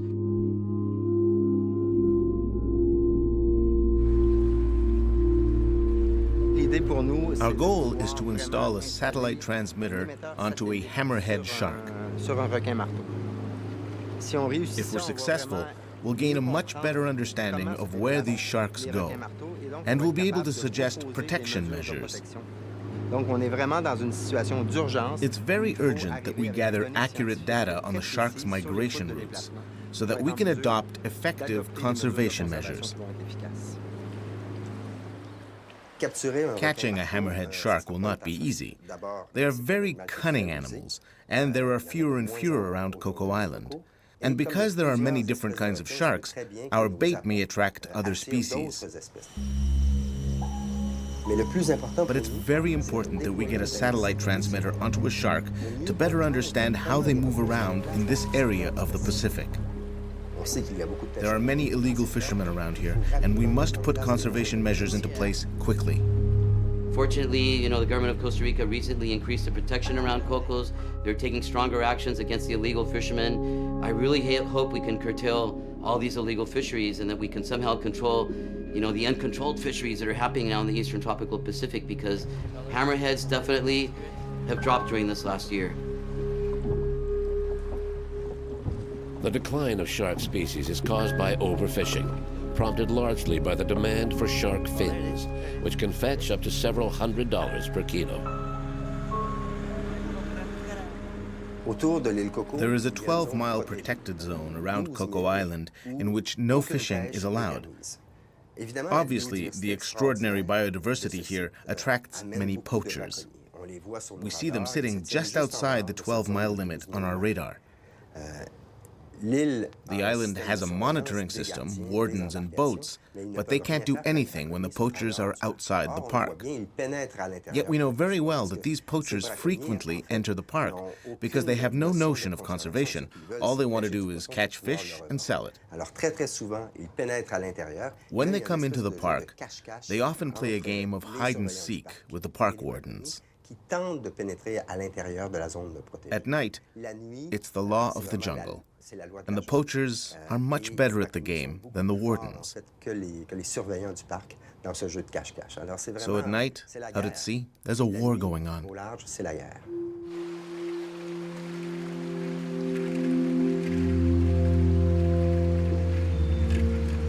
On the island, the evidence of poaching is striking. You see it everywhere. For example, this bridge across a small river was made from fishing buoys seized by park wardens. The director of Cocos Island National Park agreed to talk to us about this serious situation. This is where we store all the fishing gear. We can see here a number of different kinds of buoys. Do you see how many of them are painted? They do this to make them almost invisible and difficult for us to spot.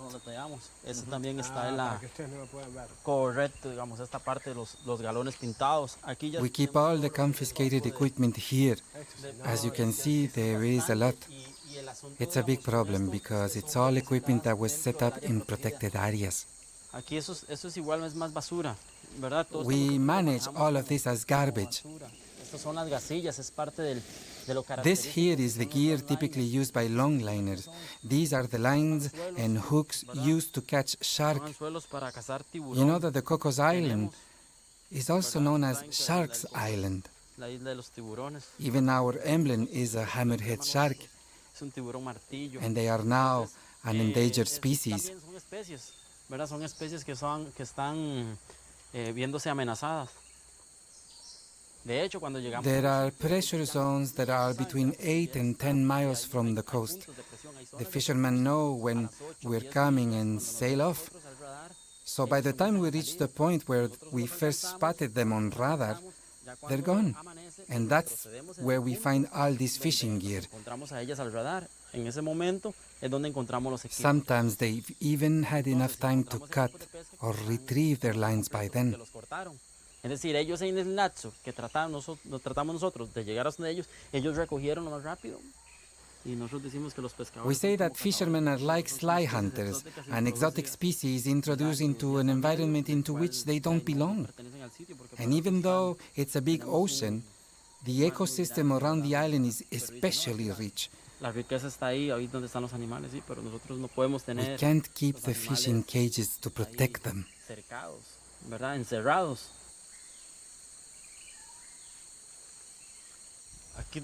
This is where we keep the buoys we retrieve. Las boyas pelican, ¿verdad? Las boyas pelican prácticamente. Most of them come from Taiwan, and they paint them so they can sneak past the patrols. ¿Verdad? Si usted ve una boya, nosotros decimos que boya china, pero en realidad es procedente de Taiwán. Look at the difference. This is one that hasn't been painted, and this is one that has. With the painted ones especially, we can clearly see the intention behind them, to harm the protected area by fishing shark and tuna.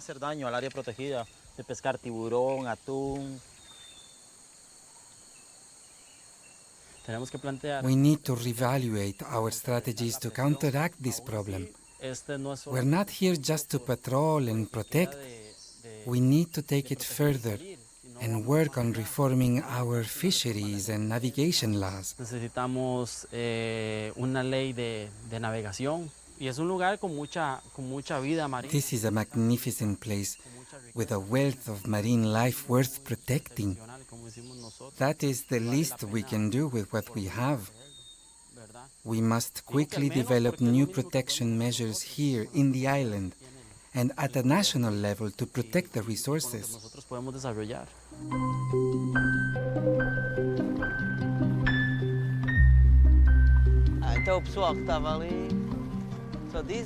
The team of scientists continues its efforts, but the days go by, and the large numbers of hammerhead sharks that Cocos Islands is famous for are still missing. The team decides to change the protocol. At this point, any species will do. The scientists must absolutely catch a shark for their research. Unfortunately, I'm not seeing the same number of hammerhead sharks. I used to see hundreds at the different stations in Manuelita, at Dirty Rock, and Alcion. And about 3 trips ago, last year in September, we came, and there were hardly any sharks, but the water was very warm, and everybody said, well, it's El Nino, the water's warm, the sharks will come back as soon as it gets cold, and okay.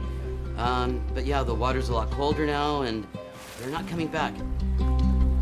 There was a place like this in Mexico, the Gulf of Cortez, and they had hammerheads just like here, and they wiped them out in the 90s. You know, they can be wiped out.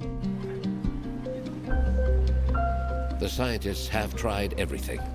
They spread blood in the water to attract sharks, use baited buoys, anything to catch a shark.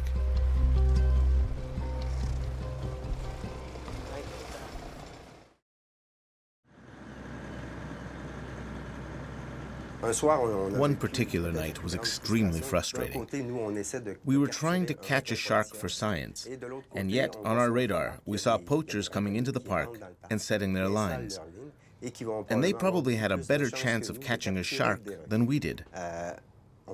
There was nothing we could do except alert the wardens. They said they would try to stop them, but we knew very well that their chances of catching the poachers were slim.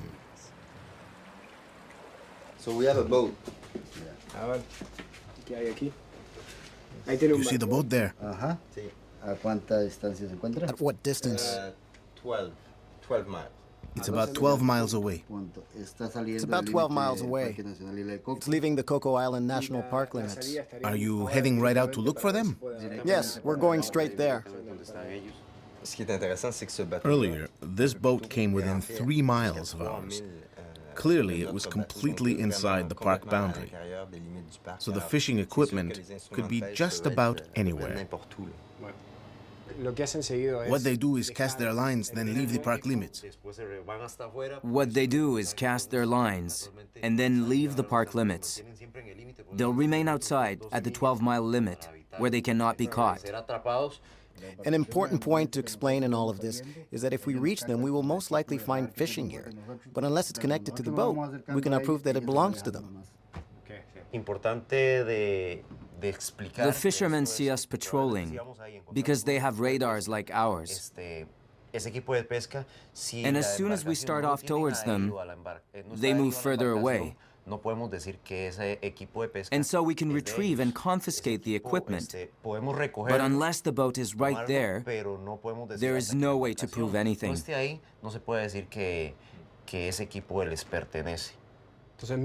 So, unless the lines are actually connected to the boat, you can do nothing, even if the lines are only a meter away and full of fish. Exactly.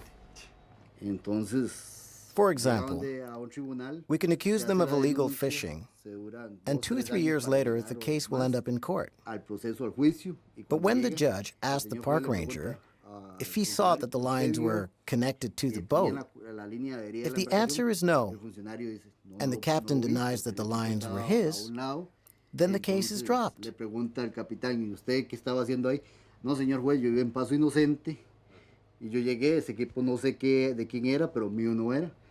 This is one of the biggest problems we face here in the Cocos Island National Park.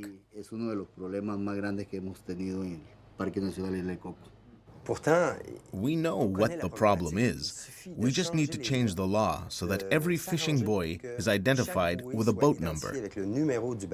That would solve the problem. If a fishing buoy is found inside the park with your boat number on it, you're guilty. Period. Along the coast, measures to protect berthing areas are not much better. The team joins another group of scientists in Golfito Bay in Costa Rica. The Tiburon mission team is studying the life cycle of young hammerhead sharks that gather in this bay. The biologists are working directly with some local fishermen to try and provide protection for female hammerhead sharks who give birth in the area. During the months of July and August is when there is a jump in the number of, specifically, young hammerhead sharks being captured.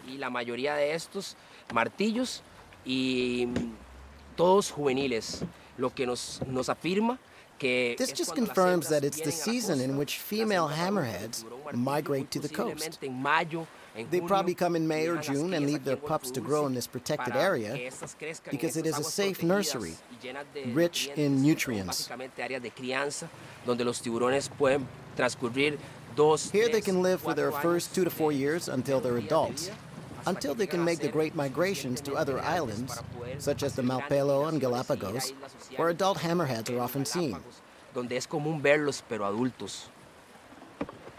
This is our reality here in Gulf of Dulce and other areas along the coast of Costa Rica, where the hammerhead shark is often unintentionally caught by fishermen as bycatch.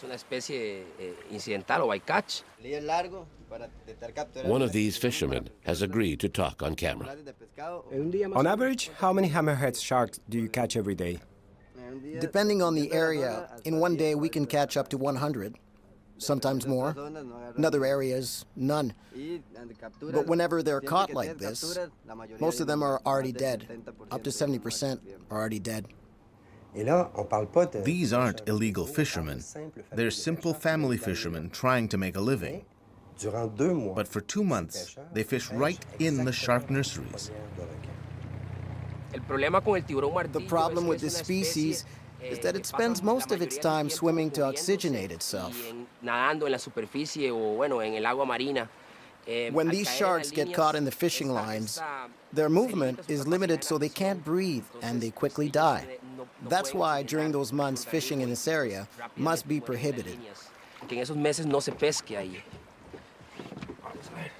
63, 48, macho. Male. Es un recién nacido. It's a newborn. It still has the opening from the umbilical cord.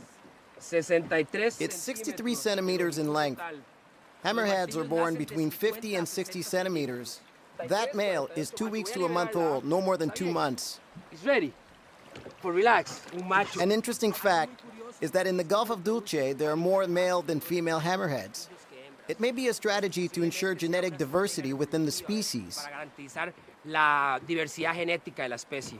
Come on, go!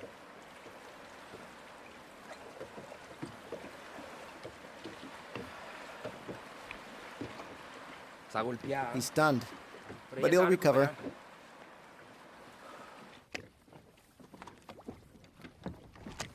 The capture of this young tiger shark is not good news.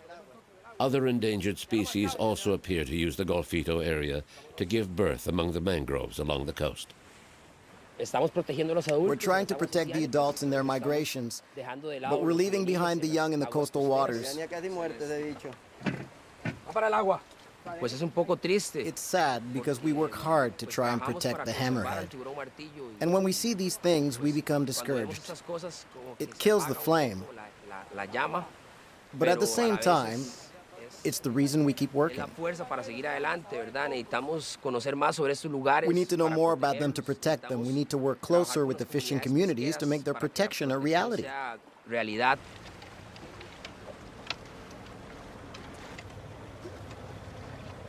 In Puerto Jimenez, there aren't many traditional fishermen. Only around 20 to 30 families whose livelihood depend directly on traditional fishing. There are a lot of options in the area. There's a lot of tourism. There are even many other marine species during these months, like whales and dolphins. And these can provide some alternatives, like tourism.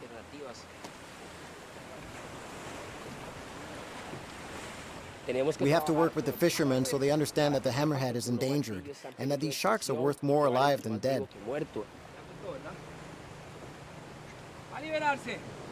You're free!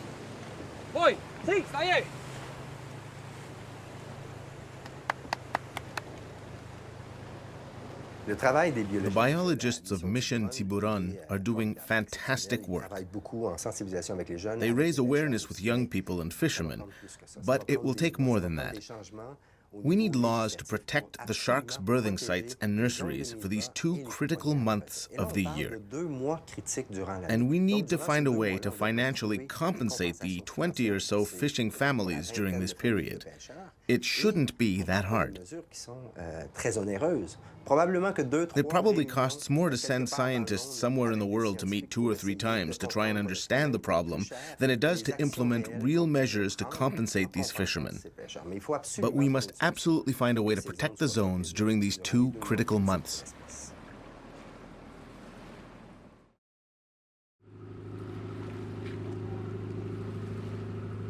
The conservation problems in our oceans are caused mainly by overfishing. Governments know it, and scientists have been saying it for years. Even worse, scientists are saying that we have maybe 40 or 50 years to change our ways, or fish stocks will collapse. So if the overfishing problem isn't solved early in this century, there will be no more fishing at all by the end of the century. Longline fishing is non-selective, and every year its bycatch kills a huge number of non-commercial fish, turtles, birds, and other species. One longliner can deploy up to 100 kilometers of line equipped with thousands of baited hooks.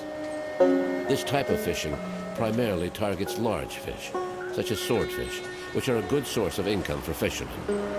But overfishing has reduced stocks to the point where revenues are not sufficient to cover the cost of the industry. The significant decline in swordfish populations has forced the industry to develop new markets. Long considered bycatch, sharks were once thrown back due to their low value. But the growth of the lucrative shark fin market has changed the strategy of the industry. There's very little known about sharks, and shark science only started until the 90s. And I think all shark scientists now share the concern that we're running out of sharks, and we really need to work together to generate the information we need and to get the political change we need. And one day, Randall managed to get a friend hired on as a cook on a fishing boat. The images he took documented for the first time what happens at sea, far from prying eyes. The footage shows turtles and all sorts of bycatch, but the most disturbing images are of what happens to the sharks. These were the first images of what's called shark finning. In its most barbaric form, the shark is brought on board, its fins and tail cut off, and then it's thrown back to the sea, often still alive. Obviously, without its fins and tail, the animal can no longer swim and circulate water through its gills, so it dies an agonizing death by suffocation. It's a cruel practice, and these images galvanized public opinion.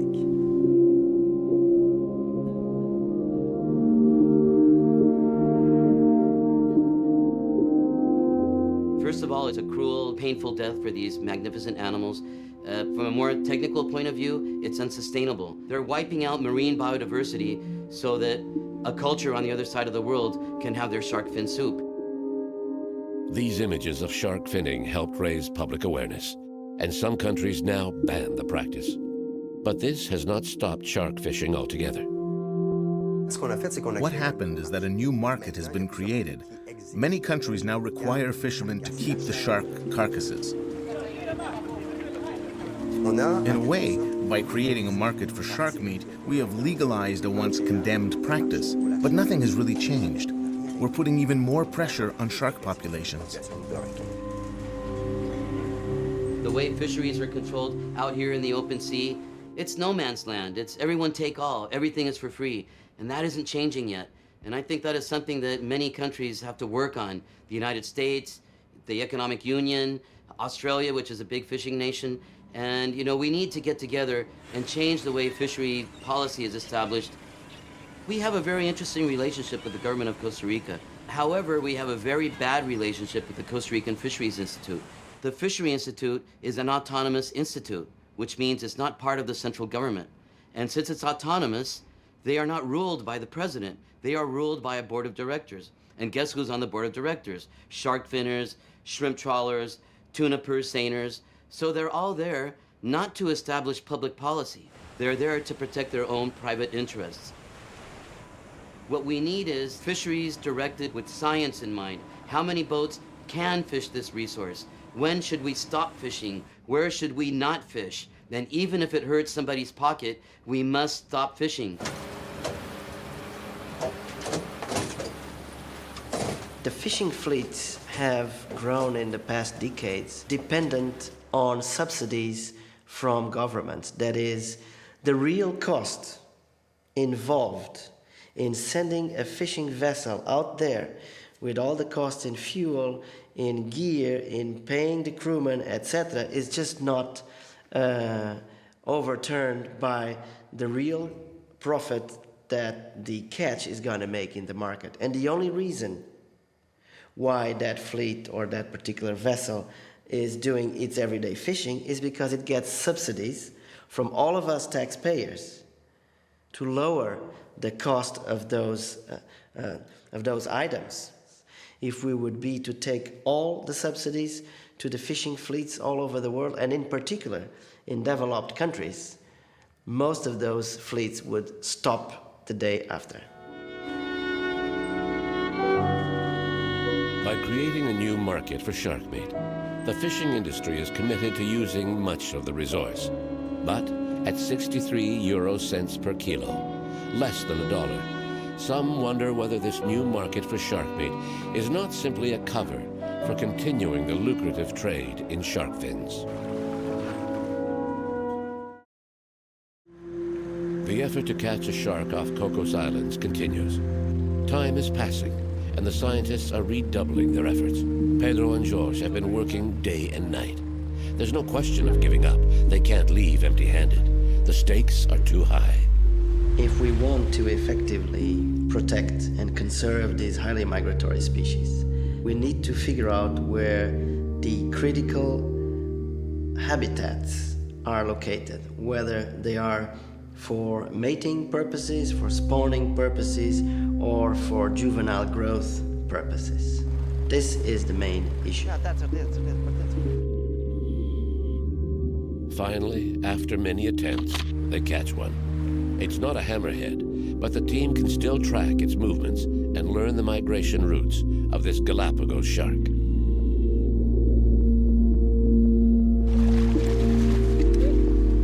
Vertebrates in general have this thing called the tonic immobility reflex, which basically is when you're turned upside down, you become numb. And they get really amenable to work with. And we think that they also get a decreased pain function. We do that to promote natural anesthesia.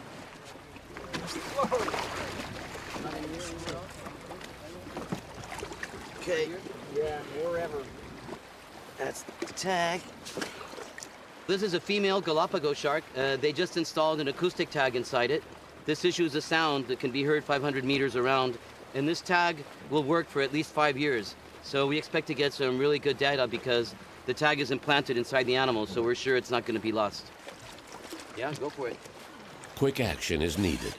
The scientists install the satellite tag. Okay, bottom one. Let's just keep going for a while. Yeah.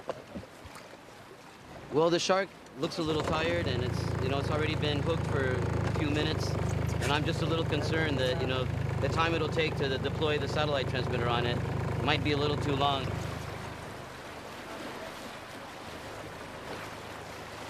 It is very invasive, but then at the same time, the information you get out of a single animal is so valuable compared to using other type of tags. But on the other hand, it's very invasive, and yeah, you have to act fast.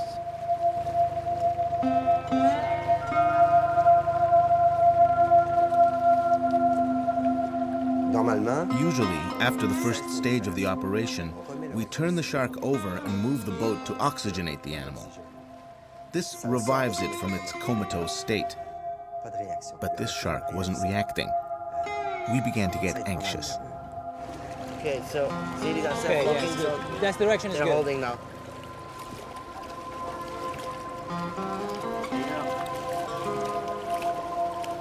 Yeah, and then you pull it in, yeah? All right, the hook is off. See, we're learning. Okay, it's going. It's going.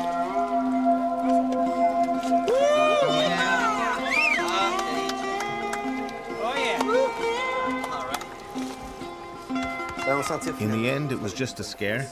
The female Galapagos shark regained her senses and swam off with the transmitter. So she will provide a lot of essential data for scientists. In the days that follow, divers managed to install acoustic transmitters on other shark species, including one of the few hammerhead sharks spotted around Cocos Island. This glimpse into the world of sharks and fishing really makes you think.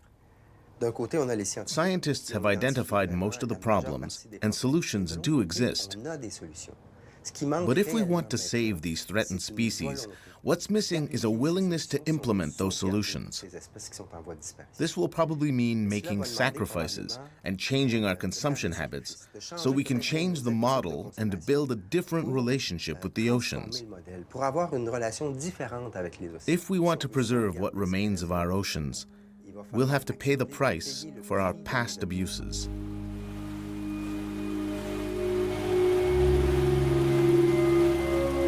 I think there is no miracle solution to the biggest problem of all, which is how are we going to give food to everybody while wild fish are just going low and low in numbers.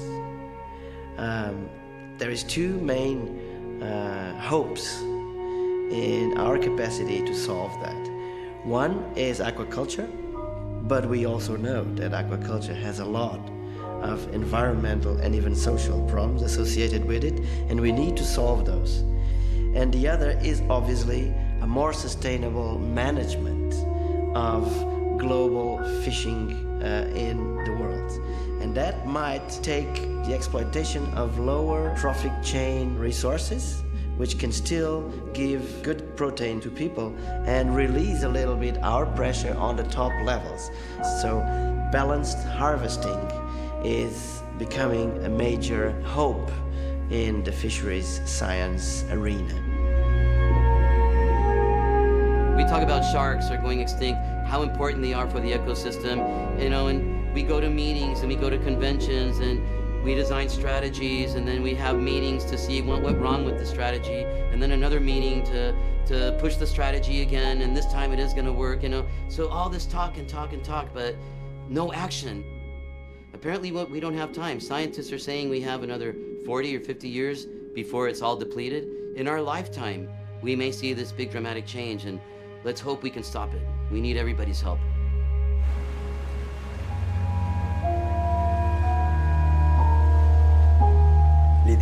There are serious conservation challenges, but I'm optimistic. When humanity mobilizes, we can accomplish great things. We mustn't forget that everything on Earth is interconnected. We depend on other species for our own survival. If we can change the way we coexist with other species, I'm convinced we can get there. We can do it, I'm sure.